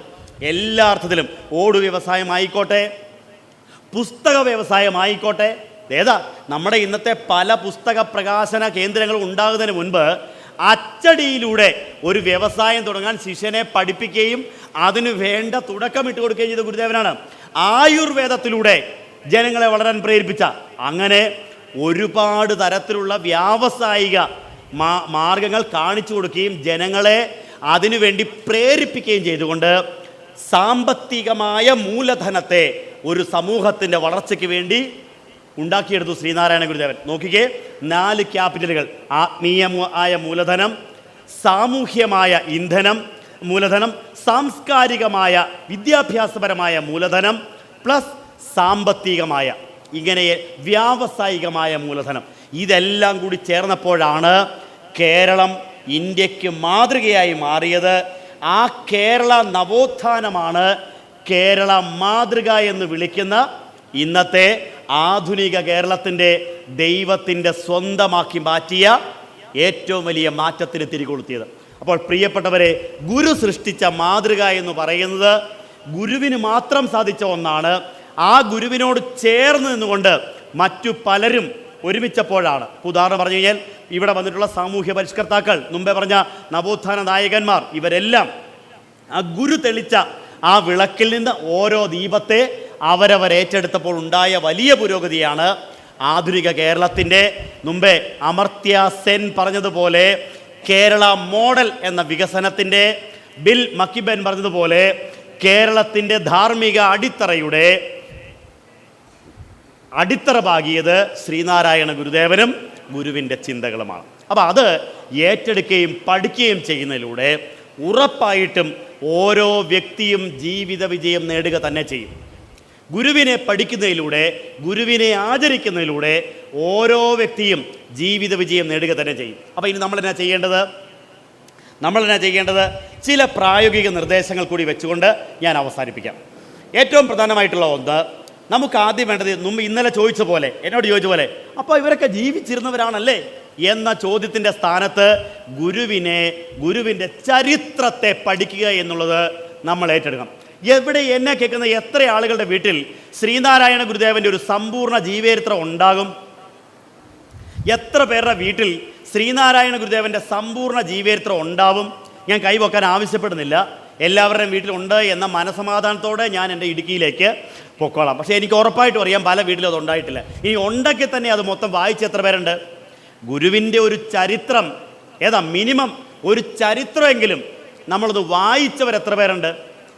അങ്ങനെ വായിച്ചവരുടെ എണ്ണവും വളരെ കുറവാണ്. അപ്പോൾ അതുകൊണ്ട് പ്രിയപ്പെട്ടവരെ, രണ്ടാമത്തെ ജ്ഞാനസരണിയുടെ തീരുമാനങ്ങളിൽ ഒന്ന് ഞാൻ ആദ്യം പറഞ്ഞു, ബാലജന യോഗത്തിലൂടെ നമ്മുടെ കുഞ്ഞുങ്ങൾക്ക് തിരിച്ചറിവിൻ്റെ വിദ്യാഭ്യാസം കൊടുത്ത് വളർത്തുക. രണ്ടാമത്തെ തീരുമാനം, എല്ലാ വീട്ടിലും ശ്രീനാരായണ ഗുരുദേവൻ്റെ ജീവചരിത്രങ്ങൾ, ഒരു ചരിത്രമല്ല ഒരുപാട് ചരിത്രങ്ങളുണ്ട്, ഏതെങ്കിലുമൊക്കെ മേടിക്കുക, വീട്ടിലെല്ലാവരെ കൊണ്ടൊന്ന് വായിപ്പിക്കുക. കാരണം ഗുരുവിൻ്റെ ചരിത്രം നമ്മൾ അറിയണം. അതിനു വേണ്ടിയാണ്, ആ ചരിത്രത്തെ അറിഞ്ഞിട്ട് വേണം. ചെല്ലു പറയുന്നത് എനിക്ക് ദർശനമാല അറിയാം, ആത്മോപദേശം അറിയാം, നല്ലത് തന്നെ. പക്ഷേ ഗുരുവിൻ്റെ ചരിത്രവും കൂടി, ഗുരു നടന്നുപോയ വഴിത്താരകൾ കൂടി നമ്മൾ പരിചയപ്പെടേണ്ടതുണ്ട്. അപ്പോൾ അത് പഠിക്കണം, ആദ്യം അത് പഠിക്കണം. പിന്നെ മൂന്നാമത് ചെയ്യേണ്ടത്, ഗുരുവിൻ്റെ സമ്പൂർണ്ണ കൃതികളാണ് അവിടുത്തെ അറിവെന്ന് പറയുന്നത്. ഗുരുവിൻ്റെ സമ്പൂർണ്ണ കൃതികൾ അത് മേടിക്കണം. അത് മേടിച്ചിട്ട് എന്ത് ചെയ്യണം? എല്ലാ ദിവസവും ഓരോന്ന് വീതം ഒന്ന് വായിക്കണം. എല്ലാ ദിവസവും എല്ലാം ഒന്നും വായിക്കാൻ പറ്റത്തില്ല, ഓരോ കൃതികളെങ്കിലും ഒന്ന് വായിക്കുന്ന ഒരു ശീലം നമുക്ക് വളർത്തിയെടുക്കണം. നമ്മുടെ നിത്യ പ്രാർത്ഥനയിൽ അവിടുത്തെ കൃതികൾക്ക് പ്രാധാന്യം കൊടുക്കണം. ഇപ്പം നിങ്ങൾ ശിവഭക്തന്മാരായിക്കോട്ടെ, ശിവഭക്തന്മാരാണെങ്കിൽ ശിവനെക്കുറിച്ച് ഗുരു എന്താ പറയുക, ആ ശിവനെയൊക്കെ ഉണ്ടല്ലോ, നമ്മളാരും കണ്ട രൂപത്തിലൊന്നും അല്ല ഗുരു ശിവനെ കണ്ടേക്കുന്നത്. അതാണ് ഗുരുവിൻ്റെ കൃതികളുടെ മറ്റൊരു സവിശേഷത എന്ന് പറയുന്നത്. എന്താണ്? ഗുരു നേരിട്ടറിഞ്ഞതിനെ മാത്രമേ എഴുതി വെച്ചിട്ടുള്ളൂ. നേരിട്ടറിഞ്ഞതിനെ. നമ്മൾ മറ്റു പലരും എഴുതിയിരിക്കുന്നത് എങ്ങനെയെന്ന് അറിയാമോ? മറ്റു പലരും എന്താ പറയുക, അവരുടെ ഭാവനയിൽ ഓർത്ത് അവർ ഓരോന്നും ഊഹിച്ചങ്ങ് എഴുതിയേക്കുക, അവരുടെ ചിന്ത, അവരുടെ ഭാവന, അത്രയേ ഉള്ളൂ. പക്ഷേ ഗുരു എഴുതിയത് കണ്ടിട്ടാണ്. ഉദാഹരണം പറഞ്ഞാൽ, ഞാൻ മുമ്പ് പറഞ്ഞില്ലേ, വാരണപ്പള്ളിയിൽ പഠിക്കുമ്പോഴാണ് ഒരിക്കൽ പെട്ടെന്നൊരു ക്ലാസ്സിൽ നിന്ന് എഴുന്നേറ്റ് ഒറ്റ പോക്കാണ് ഈ ഗുരു. പോയി ഒരു കുളത്തിന് കരയിലെത്തി ബോധം കെട്ട് വീഴുന്നു. രാമൻപിള്ള ആശാനും കൂട്ടുകാരും കൂടെ ഓടി ചെല്ലുന്നു, ഗുരുവിനെ ഉണർത്തുന്നു. നാണു, എന്തിനാ നീ ഓടിയത്? എന്തിനാ എൻ്റെ കുഞ്ഞ് ഓടിയത്? എന്തിനാണ്? ഗുരു പറയാ, ആശാനെ, ഉണ്ണികൃഷ്ണൻ ദേ മുമ്പിൽ വന്ന് എന്നെ വിളിച്ചു, ആ കണ്ണനെ പിടിക്കാൻ വേണ്ടി പോയതാണ്. ആരെ? ആ കണ്ണനെ. അപ്പോൾ ആശാൻ അത്ഭുതത്തോടെ ചോദിക്കുക, അതെങ്ങനെ ഉണ്ടാവും? നമ്മളിപ്പോൾ കണ്ണനെ കാണാൻ വേണ്ടി ഗുരുവായൂരൊക്കെ അല്ലേ പോകുന്നത്, ആ കണ്ണൻ എങ്ങനെയുണ്ട്, ആ അനുഭവം എങ്ങനെയുണ്ട് കണ്ടിട്ട്? അപ്പോൾ ഗുരു ആശാനോട് താൻ അനുഭവിച്ചതിനെക്കുറിച്ച് പറയുന്നത് എങ്ങനെയാണ്? നല്ല മഞ്ഞ പട്ടൊക്കെ ചുറ്റി, ഓടക്കുള്ളൊക്കെ പിടിച്ച്, കിങ്ങിണി അരങ്ങാണമൊക്കെ ചാർത്തി അല്ല. ഗുരു പറഞ്ഞത് ഇങ്ങനെയാണ്: ഭൂയോ വൃത്തി നിവൃത്തയായി ഭുവനവും സത്തിൽ തിരോഭൂതമായി പീയൂഷധ്വനിലീനമായി ചുഴലവും ശോഭിച്ചു ദീപപ്രഭ മായാ മൂടുപടം തുറന്ന് മണിരംഗത്തിൽ പ്രകാശിക്കും അക്കായാവിൻ മലർമേനി കൗസ്തുഭമണിഗ്രീവൻ്റെ ദിവ്യോത്സവം. ആശാൻ എന്നിട്ടും അങ്ങോട്ട് ക്ലിയർ ആവുന്നില്ല. മായാ മൂടുപടം തുറന്ന് മണിരംഗത്തിൽ പ്രകാശിക്കും അക്കായാവിൻ മലർമേനി. കുഞ്ഞെ, ഒന്നോടെ തെളിച്ച് പറയാമോ? ആശാൻ്റെ ചോദ്യമാണ്. അപ്പോൾ ആശാനോട് ഗുരു പറഞ്ഞു, ശ്രീവാസുദേവ സരസീരുഹ പാഞ്ചജന്യ കൗമോദകീ ഭയനിവാരണ ചക്രപാണേ ശ്രീവത്സ വത്സ സകലാമയ മൂലദാസിൻ. പറഞ്ഞതേ ശ്രീഭൂപദേ ഹരഹരേ സകലാമയം മേ. പക്ഷേ ഇതിനേക്കാൾ നമുക്കിഷ്ടം ഏതാ? കൃഷ്ണ കൃഷ്ണ മുകുന്ദ ജനാർദ്ദന കൃഷ്ണ ഗോവിന്ദ നാരായണ ഹരേ. അതല്ലേ എളുപ്പം. അപ്പം ഇത് കണ്ടിട്ടുള്ളതാണ്. ആശാൻ എന്തെന്നറിയാമോ? ആശാൻ ഈ കവിത എടുത്തിട്ട് തൻ്റെ പുസ്തകത്തിൽ എഴുതി വെച്ചു. എന്നിട്ട് പറഞ്ഞു, ഇനി ഇവിടെ പഠിക്കാൻ വരുന്ന പിള്ളേർ ഇതും കൂടെ പഠിച്ചോണമെന്ന്. ഏതാ? തൻ്റെ ശിഷ്യൻ എഴുതിയതിനെ പഠിപ്പിക്കാൻ വേണ്ടി കൊടുത്തു. ആര്? ചേവട്ടൂർ കലീര ആശാൻ. അങ്ങനെ ഭാഗ്യം കിട്ടിയ വേറൊരാളുണ്ട് കേരളത്തിൽ. നമ്മളെഴുതി നമ്മളെ പഠിപ്പിക്കാറുണ്ടോ ആരെങ്കിലും? ഇല്ല. നമ്മളെഴുതുന്ന അച്ചടിച്ച് കാണാൻ പോലും കൊതിക്കുന്ന ആളുകളുണ്ട്. ചങ്ങമ്പുഴ കൃഷ്ണമൂർത്തി കേട്ടിട്ടുണ്ടോ? ചങ്ങമ്പുഴയുടെ കാവ്യ നർത്തകിയൊക്കെ എന്ന് പറഞ്ഞു ചോദിക്കേ. കാവ്യ നർത്തകി കനകച്ചിലങ്ക കിലുങ്ങി കിലുങ്ങി കാഞ്ചന കാഞ്ചി കുലുങ്ങി. വേണ്ട, പണ്ട് 8ാം ക്ലാസ്സിൽ കാവ്യ നർത്തകി. ഈ കനകച്ചിലങ്കയിലൂടെ കാവ്യ നർത്തകി അവതരിപ്പിക്കുന്നതിന് മുമ്പാണ് ഗുരുദേവൻ മഞ്ജീര മഞ്ജു മണി സിഞ്ചിത പാദ പത്മ കഞ്ചായദാക്ഷ കരുണാകര കഞ്ചനാഭ സഞ്ജീവൻ ഔഷധ സുധാമയ സാധുരമ്യ ശ്രീഭൂപദേ ഹരഹരേ സകലാമയമ്മേ ഒക്കെ എഴുതിയത് കേട്ടോ. അപ്പം ചങ്ങമ്പുഴ ഒരിക്കൽ മഹാരാജാസിൽ പഠിക്കുമ്പോൾ മനസ്വിനി എന്ന് പറയായ ഒരു കവിതയുണ്ട്. മനസ്വിനി ചങ്ങമ്പുഴയുടെ. അതിനകത്ത് പറയുന്നുണ്ട്, മഞ്ഞത്തെറ്റി പൂങ്കുല പോലെ മഞ്ചിമ വിടരും പുലർകാലെ നിന്നു ലളിതേ നീയൻ മുന്നിൽ നിർവൃതി തൻ പൊൻ കതിർ പോലെ. അപ്പം സാറ് പിള്ളേരെ പഠിപ്പിക്കുക. സാറ് അതാ ലളിത വരികയാണ്, നായിക വരികയാണ്. മഞ്ഞത്തെറ്റി പൂങ്കുല പോലെ മഞ്ചിമ വിടരും പുലർകാലെ. അങ്ങനെ ലളിത ഇങ്ങനെ തെച്ചിപ്പൂങ്കല പോലെ പ്രകാശിക്കുകയാണെന്ന് പറഞ്ഞപ്പോൾ ആരാ ഈ ലളിത? ആരാണ് ലളിത? ചങ്ങമ്പുഴയുടെ കാമുകിയാണ്. സാറിൻ്റെ വാക്കാണ്. അപ്പോൾ ക്ലാസ്സിലെ വിദ്യാർത്ഥി പറഞ്ഞു, ഇല്ല സാറേ, ചങ്ങമ്പുഴയ്ക്ക് അങ്ങനെ ഒരു കാമുകിയില്ല. അത് പറയാം, നീ ആര്? ഞാനാണ് ഈ ചങ്ങമ്പുഴ. സ്വന്തം കവിത ക്ലാസ് കേട്ട് പഠിച്ചയാളാണ്. അപ്പോൾ കുമ്മൻപിള്ളി രാമൻ പിള്ളി ആശാൻ ഇത് എഴുതി വെച്ചിട്ട് പറഞ്ഞു, ഇനി വരുന്നവർ ഇത് പഠിച്ചോണം. അപ്പോൾ അത് കൃഷ്ണൻ്റെ വെറുമൊരു വ്യാഖ്യാനമല്ല, കൃഷ്ണനെ കണ്ട അനുഭവമാണ്. ഇനി ശിവനെ കണ്ടാൽ എങ്ങനെയിരിക്കും? ഗുരു ശിവനെ കണ്ടാൽ എങ്ങനെയിരിക്കും? ഒരു കോടി ദിവാകരൊത്തുയരും പടി പാരൊടു നീരനലാദികളും കെടുമാറു കിളർന്നു വരുന്നൊരു നിൻ വടിവെന്നുമിരുന്നു വിളങ്ങിടണം. ഇടണേ ഇരു കൺമുന എന്നിലതിന്നടിയെന്നഭിലാഷമുമാപതിയെ ജഡമിന്നിതു കൊണ്ടു ജയിക്കുമിതിന്നിട ഇല്ല ഇരിപ്പതിലൊന്നിലുമേ. ഒരു കോടി ദിവാകരർ. അങ്ങനൊരു കാഴ്ച എന്തു കാഴ്ചയായിരിക്കും അതല്ലേ? സങ്കല്പിക്കാൻ പറ്റുമോ നമുക്ക്? ഇല്ല. അതാണ് ഗുരു കണ്ട ചിജ്ജട ചിന്തനത്തിലെ ശിവദർശനം എന്ന് പറയുന്നത്. പക്ഷേ നമുക്കിതിനേക്കാളൊക്കെ സിമ്പിളാണ്. നരനായി ഇങ്ങനെ ജനിച്ച ഭൂമിയിൽ നരകവാരി നടുവിൽ ഞാൻ കെട്ടിയവൻ അടുത്തുണ്ടെങ്കിൽ ഈ നരകത്തിൽ നിന്ന് തന്നെ കരകയറ്റിടണം തിരുവൈക്കം വാഴും. അതാണ് നമുക്ക് പ്രിയം. കാരണം എന്നാ? നമ്മുടെ നാക്കിന് വഴങ്ങുന്നത് ചൊല്ലിയാൽ പോരെന്ന്. അപ്പോൾ നോക്കിക്കേ, ഗുരു കണ്ടനുഭവിച്ചതിനാണ്. അപ്പോൾ എനിക്ക് നിങ്ങളോട് പറയാനുള്ളത്, നിങ്ങൾ ഗുരു അനുഭവിച്ചതിനെ ഏറ്റെടുക്കണം കേട്ടോ. ഗുരുവിനോട് എത്താൻ പറ്റില്ല, പക്ഷെ അത് നമുക്ക് തരാൻ വേണ്ടി അവിടുത്തെ വാക്കുകളുള്ളത്. അപ്പോൾ ഇതുപോലെ ഇവിടെ ഒരു കുറിപ്പ് വന്നേക്കുന്നത് ഗുരുദേവൻ്റെ തമിഴ് കൃതികൾ ഒന്ന് പരിചയപ്പെടുത്തണമെന്നാണ്. തേവാരപ്പതികങ്ങൾ ഉൾപ്പെടെയുള്ള തമിഴ് കൃതികൾ ഗുരു മനോഹരമായിട്ട് നമുക്ക് വേണ്ടി പകർന്നു തന്നിട്ടുണ്ട്. തേവാരപ്പതികങ്ങൾ നിങ്ങൾക്കറിയാലോ, ഞാൻ പണ്ട് ചൊല്ലിക്കേറ്റ ഓർത്തായിരിക്കും ഇപ്പം എന്നോട് പറയുന്നത് ഞാൻ വിചാരിക്കുന്നു. അതായത് ഗുരു അനുഭവിച്ച ആ ശിവദർശനത്തിൻ്റെ തമിഴ് വേർഷൻ. ജ്ഞാനോദയമേ ഞാതുരുവേ നാമാതിയില നർക്കതിയേ യാനോ നീയോ യാതി പരം യാതായി വിടുമോ പേച്ചായേ തേനാർതില്ലൈ ചീരടിയാർ തേടും നാടാമരുമാനൂർ കോനേ മാനേർ വിഴിപാകം കൊണ്ടായി നൈനാർ നായകമേ. അങ്ങനെ പതികങ്ങൾ 10 വീതമാണ്. എങ്കും നിറൈന്തെതിരറ്റിമയാതവരിൻ പുറച്ചിച്ചുടരെ പൊങ്കും പവക്കടലിറുപ്പടിയാതെ പഠിക്കുന്ന അൽപുരിവായി തിങ്കറ്റിരുമുടിയിറ്റികഴും ദിവ്യ തേജോമയ ആനന്ദമേ തങ്കക്കൊടിയേ നമൈതടുത്താടുകൊള്ളുവായി നീ കരുണാനിധിയെ വാക്കു മനമറ്റു വാഞ്ചുടരായി വടിവൊன்றுമറ്റ് നോക്കും ഇടങ്കണെരുങ്കി നോക്കുകൊൾ അതിജയമായി ചൂക്കുമത്തിർക്കും അതിചൂക്കുമായി ചുയം ചോതിയായി കാക്കും എൻ കാരുണ്യചാലി നമുക്ക് കുലദൈവമേ എന്ന് വർണ്ണിക്കുന്ന ഗുരുവിൻ്റെ അത്യുജ്വലമായ ഒരു ശിവസ്തുതിയാണ് തേവാര പദ്യങ്ങൾ. വേറെയുണ്ട്. കൺകളത്തനൈ കരോടിയത്തനൈ കരിപ്പുലിത്തൊലികളത്തനൈ. നോക്കിക്കേ, തിങ്കളിൻ കലൈവിടങ്ങൾ തീറും അരവങ്കളത്തനൈ. എങ്ങനെ വർണ്ണിക്കുന്ന അതിഗഹനങ്ങളായ തമിഴ് ഭാഷയിലെ ഏറ്റവും ക്ലാസിക്കൽ ലാംഗ്വേജിൽ എഴുതിയ കൃതികൾ ഒക്കെ ഗുരുവിൻ്റെ അമൂല്യമായ ശേഖരത്തിലുണ്ട്. ഇവിടെ വരും ദിവസങ്ങളിലൊക്കെ ഈ വിഷയങ്ങളെല്ലാം ചർച്ച ചെയ്യപ്പെടണം എന്നുള്ളതുകൊണ്ട് ഞാൻ അതിലേക്കൊന്നും കടന്നു പോകുന്നില്ല പ്രിയപ്പെട്ടവരെ.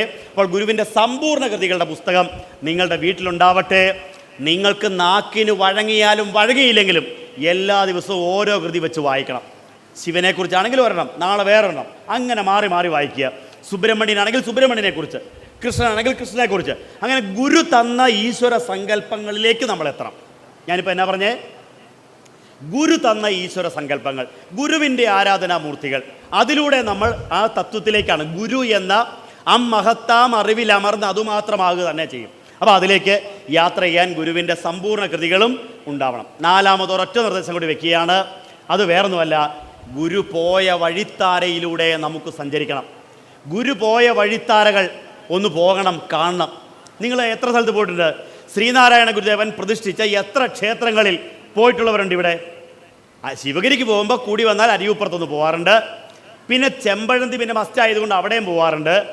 പിന്നെ പോകുന്ന വഴിയിൽ ഏതെങ്കിലുമൊക്കെ ഉണ്ടെങ്കിൽ ചിലപ്പം കയറിയെങ്കിലായി, കയറിയില്ലെങ്കിലായി. അതുകൊണ്ട് നമുക്ക് ആ പരിപാടി അവസാനിപ്പിച്ചിട്ട് നമുക്കൊരു തീരുമാനം എടുക്കാം. ഗുരു പ്രതിഷ്ഠിച്ച അമ്പലങ്ങളിലൂടെ ഒരു തീർത്ഥയാത്ര. റെഡിയാണോ? നിങ്ങൾ റെഡിയാണോ? വേണ്ടത് റെഡി ആവണ്ട, നിങ്ങൾ റെഡി ആവണ്ട കേട്ടോ. ഞാൻ കുറച്ചാൾ മുമ്പ് മരുത്വാമല കയറാൻ വേണ്ടി പോയി. അപ്പോൾ മരുത്വാമല കയറി ഒരു പകുതി എത്തിയപ്പോൾ ഒരു അമ്മച്ചി കാലിൻ്റെ മുട്ടും തിരുമ്മിക്കൊണ്ട് അവിടെ ഇരിപ്പുണ്ട്. ഞാൻ കയറുന്നില്ലേ? എൻ്റെ സാറേ, എന്നെ പറയാനായിട്ട് ഇതുകൊണ്ടല്ലേ, മുട്ട് രണ്ടും നീര് വെച്ച് വീർത്തെന്ന്. തേയ്മാനമാണ്, തേയ്മാനം. ഇനിയിപ്പോൾ എന്നാ ചെയ്യാൻ? ആ മരുത്വാമലയും പിള്ളത്തറവും ഒക്കെ ഒന്ന് കാണണമെന്ന് വലിയ ആശയുണ്ടായിരുന്നു. ഇനിയിപ്പോൾ നടക്കുന്ന ലക്ഷണമില്ലാന്ന് അമ്മച്ചി. ഞാൻ പറഞ്ഞു സാരമില്ല, ഇനിയിപ്പോൾ എപ്പോഴെങ്കിലുമൊക്കെ അവസരം ഗുരുദേവൻ ഒരുക്കുമായിരിക്കും എന്ന് പറഞ്ഞിട്ട് ഞാൻ പയ്യെ മല കയറി. കുറച്ചങ്ങോട്ട് കയറി ഇവർ കേൾക്കുന്നില്ല എന്ന് വന്നപ്പോൾ ഞാൻ മനസ്സിലോർത്തൊരു കാര്യമുണ്ട്. ഈ തള്ളക്ക് ഇപ്പോഴാണോ പോകാൻ തോന്നിയത്? ഇവരുടെ മുട്ടിന് നീര് പിടിച്ചത് ഇന്നലെയാണോ? അല്ലല്ലോ. ഇവർക്ക് ആരോഗ്യമുള്ള ഒരു കാലമില്ലായിരുന്നോ? അന്ന് എന്തുകൊണ്ട് അവർ പോയില്ല? അതുകൊണ്ട് ഇവർക്ക് ഇങ്ങനെ തന്നെ വേണമെന്ന് ഞാൻ മനസ്സിൽ വിചാരിച്ചത്. ദയവേത് അവരിത് കേൾക്കാതിരിക്കട്ടെ. മനസ്സിലായോ? ഇവർക്ക് ഇത് ഇങ്ങനെ തന്നെ വേണം. അപ്പം നിങ്ങൾക്ക് ആരോഗ്യം ഉള്ളപ്പോൾ നിങ്ങൾ പൊക്കോണം. പക്ഷേ ഇപ്പം നിങ്ങളുടെ വിചാരം എന്താണ്? കുറച്ചുകൂടെ പൈസ ഉണ്ടാവട്ടെ, പിള്ളേരുടെ കുറച്ച് കടം തീരട്ടെ, പഠിപ്പ് കഴിയട്ടെ, ജോലി കിട്ടട്ടെ. അതൊന്നുമല്ല അതിൻ്റെ സമയം. നിങ്ങൾക്ക് എപ്പോഴാണോ പോകണോ തീരുമാനിക്കുന്നത് അതാണ് അതിൻ്റെ സമയം. അതുകൊണ്ട് സമയം വൈകിപ്പോയിട്ടില്ല. നമുക്ക് ഈ വർഷം മുതൽ ഗുരു പോയ വഴിയിലൂടെ പോകാം. അങ്ങനെ ഗുരു പോയ തലശ്ശേരി ജഗന്നാഥ ക്ഷേത്രം, കോഴിക്കോട് ശ്രീകണ്ഠേശ്വരം, കുന്നുംപാറ, അങ്ങനെ കുദ്രോളി ഒക്കെ അങ്ങ് പോയി കണ്ട് കേട്ട് വരുമ്പോൾ നമുക്ക് ഗുരുവിനെ അറിയാൻ പറ്റും. അങ്ങനെ ഗുരുജ്ഞാന സരണി ഒരു പുതിയ മാർഗമാണല്ലോ. ഈ ജ്ഞാനസരണി നമുക്ക് അർത്ഥപൂർണമാക്കി മാറ്റണം. ഒരു പേര് എന്നതിനപ്പുറത്ത് ഇത് സാർത്ഥകമായി മാറുമ്പോൾ ഗുരു നമ്മളിൽ നിറയും. ഏതു രൂപത്തിൽ? അറിവിൻ്റെ രൂപത്തിൽ, അനുഗ്രഹവർഷത്തിൻ്റെ രൂപത്തിൽ. പ്രിയപ്പെട്ടവരെ, ഗുരു പറയുന്നു, നാം ശരീരമല്ല അറിവാണ്. ശരീരമുണ്ടാകുന്നതിന് മുൻപിലും അറിവായ നാം ഉണ്ടായിരുന്നു. ആ അറിവിൻ്റെ രൂപത്തിൽ ഗുരു നിറയുമ്പോൾ ഒരു കാര്യം ഞാൻ ഉറപ്പായിട്ട് പറയാം, നിങ്ങളുടെ ജീവിതത്തിലെ കഷ്ടകാലങ്ങളില്ലാതെയാകും. നിങ്ങൾ പേടിക്കുന്നതെല്ലാം ഇല്ലാതെയാകും. നിങ്ങളുടെ ജീവിതത്തിലേക്ക് സമാധാനവും സന്തോഷവും കടന്നു വരും. പ്രിയപ്പെട്ടവരെ, അതിനുവേണ്ടി ഇന്ന സ്ഥലത്ത് പോയി 20,000 പൂജ ചെയ്യാനല്ല ഞാൻ പറയുന്നത്. ഇന്ന അമ്പലത്തിൽ പോയി ഭജന ഇരിക്കാനല്ല പറയുന്നത്. ഗുരു എന്ന വെളിച്ചത്തെ ഏറ്റെടുക്കൂ. വിളക്കു കൈവശമുള്ളവനെങ്ങും വിശ്വം ദീപമയം, വെണ്മ മനസ്സിൽ വിളങ്ങിന ഭദ്രനു മേന്മേൽ അമൃതമയം. വിളക്കാണ് ഗുരു. ആ വിളക്ക് കയ്യിലുണ്ടെങ്കിൽ നമ്മളെന്നും വെളിച്ചത്തിലായിരിക്കും. പ്രിയപ്പെട്ടവരെ, ഇന്ന് രാത്രി ഇവിടെ നിന്ന് പിരിയുമ്പോൾ നിങ്ങളുടെ കയ്യിൽ ഗുരു എന്ന ദീപശിഖയുണ്ടാവട്ടെ. ആ വെളിച്ചം നിങ്ങളുടെ കുടുംബത്തിൽ ഇന്നിവിടെ വരാത്ത ഓരോരുത്തർക്കും നിങ്ങൾ കൊടുക്കണം കേട്ടോ. ഗുരുവിനെ ഇന്ന് കേൾക്കാത്ത ഓരോരുത്തർക്കും നിങ്ങൾ ഗുരുവിനെ കൊടുക്കണം. അങ്ങനെ ഗുരുവിനെ എല്ലാ ഗൃഹങ്ങളിലും എല്ലാ ഹൃദയങ്ങളിലും നിറയ്ക്കുന്നതിലൂടെ വലിയ അനുഗ്രഹ വർഷം നിങ്ങളിലേക്ക് എത്തുമാറാവട്ടെ എന്ന പ്രാർത്ഥനയോടെ, പ്രിയപ്പെട്ടവരെ, സമയം 9 മണിയാകുന്ന ഈ സമയത്ത് എൻ്റെ വാക്കുകളെ ഞാൻ തൃപ്പാദങ്ങളിൽ സമർപ്പിക്കുകയാണ്. എനിക്ക് അതിയായ സന്തോഷമുണ്ട്. ഇങ്ങനെ ഗുരുവിനെ പഠിക്കുന്ന ഇടങ്ങൾ ഓരോ ഗ്രാമങ്ങളിലും ഉണ്ടാകുമ്പോൾ അവിടെ മുമ്പേ പറഞ്ഞ പോലെ ഒരു ഏക ലോകം, സമാധാനം നിറഞ്ഞ, സന്തോഷം നിറഞ്ഞ, എൻ്റെ ജാതി എൻ്റെ മതം എന്നതിനപ്പുറത്ത് നമ്മൾ എന്നുള്ള ഒരു വിചാരം, ഏകോദര സഹോദരങ്ങൾ എന്നുള്ളൊരു ചിന്ത വളരും. അതിന് ഇത്തരം വേദികൾ നാട്ടിലെമ്പാടും ഉണ്ടാവട്ടെ. ഞാൻ നിങ്ങളെ എല്ലാവരെയും മഹാഗുരുവിൻ്റെ പാതാരവിന്ദങ്ങളിൽ സമർപ്പിക്കുകയാണ്, പ്രാർത്ഥിക്കുകയാണ്. ശ്രീനാരായണ ഗുരുദേവൻ നിങ്ങളെ അനുഗ്രഹിക്കട്ടെ. ജീവിതയാത്രയിൽ നിങ്ങളുടെ കൂടെ ഉണ്ടാവട്ടെ. ഗുരുവിൻ്റെ അനുഗ്രഹത്താൽ എല്ലാ കുടുംബങ്ങളിലും ഗുരുത്വമുണ്ടാവട്ടെ. സന്തോഷവും സമാധാനവും ശാന്തിയും ഉണ്ടാവട്ടെ. നിങ്ങളുടെ മക്കൾ ഗുരുവിൻ്റെ കൈ പിടിച്ചു വളരട്ടെ.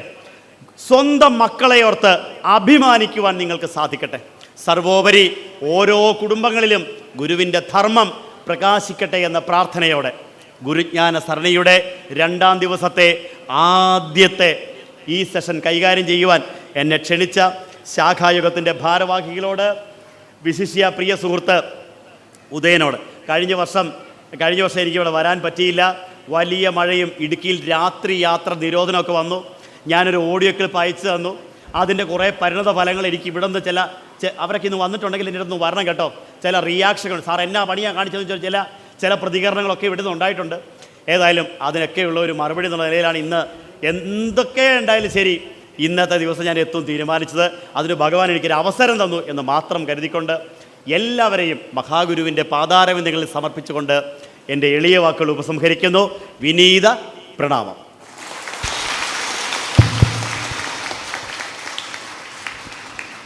നാരായണ ഗുരുസ്വാമിൻ ഭഗവാൻ അഘനാശനൻ കാരുണ്യനിലയൻ നമ്മെ കാത്തുകൊള്ളട്ടെ സർവദാ.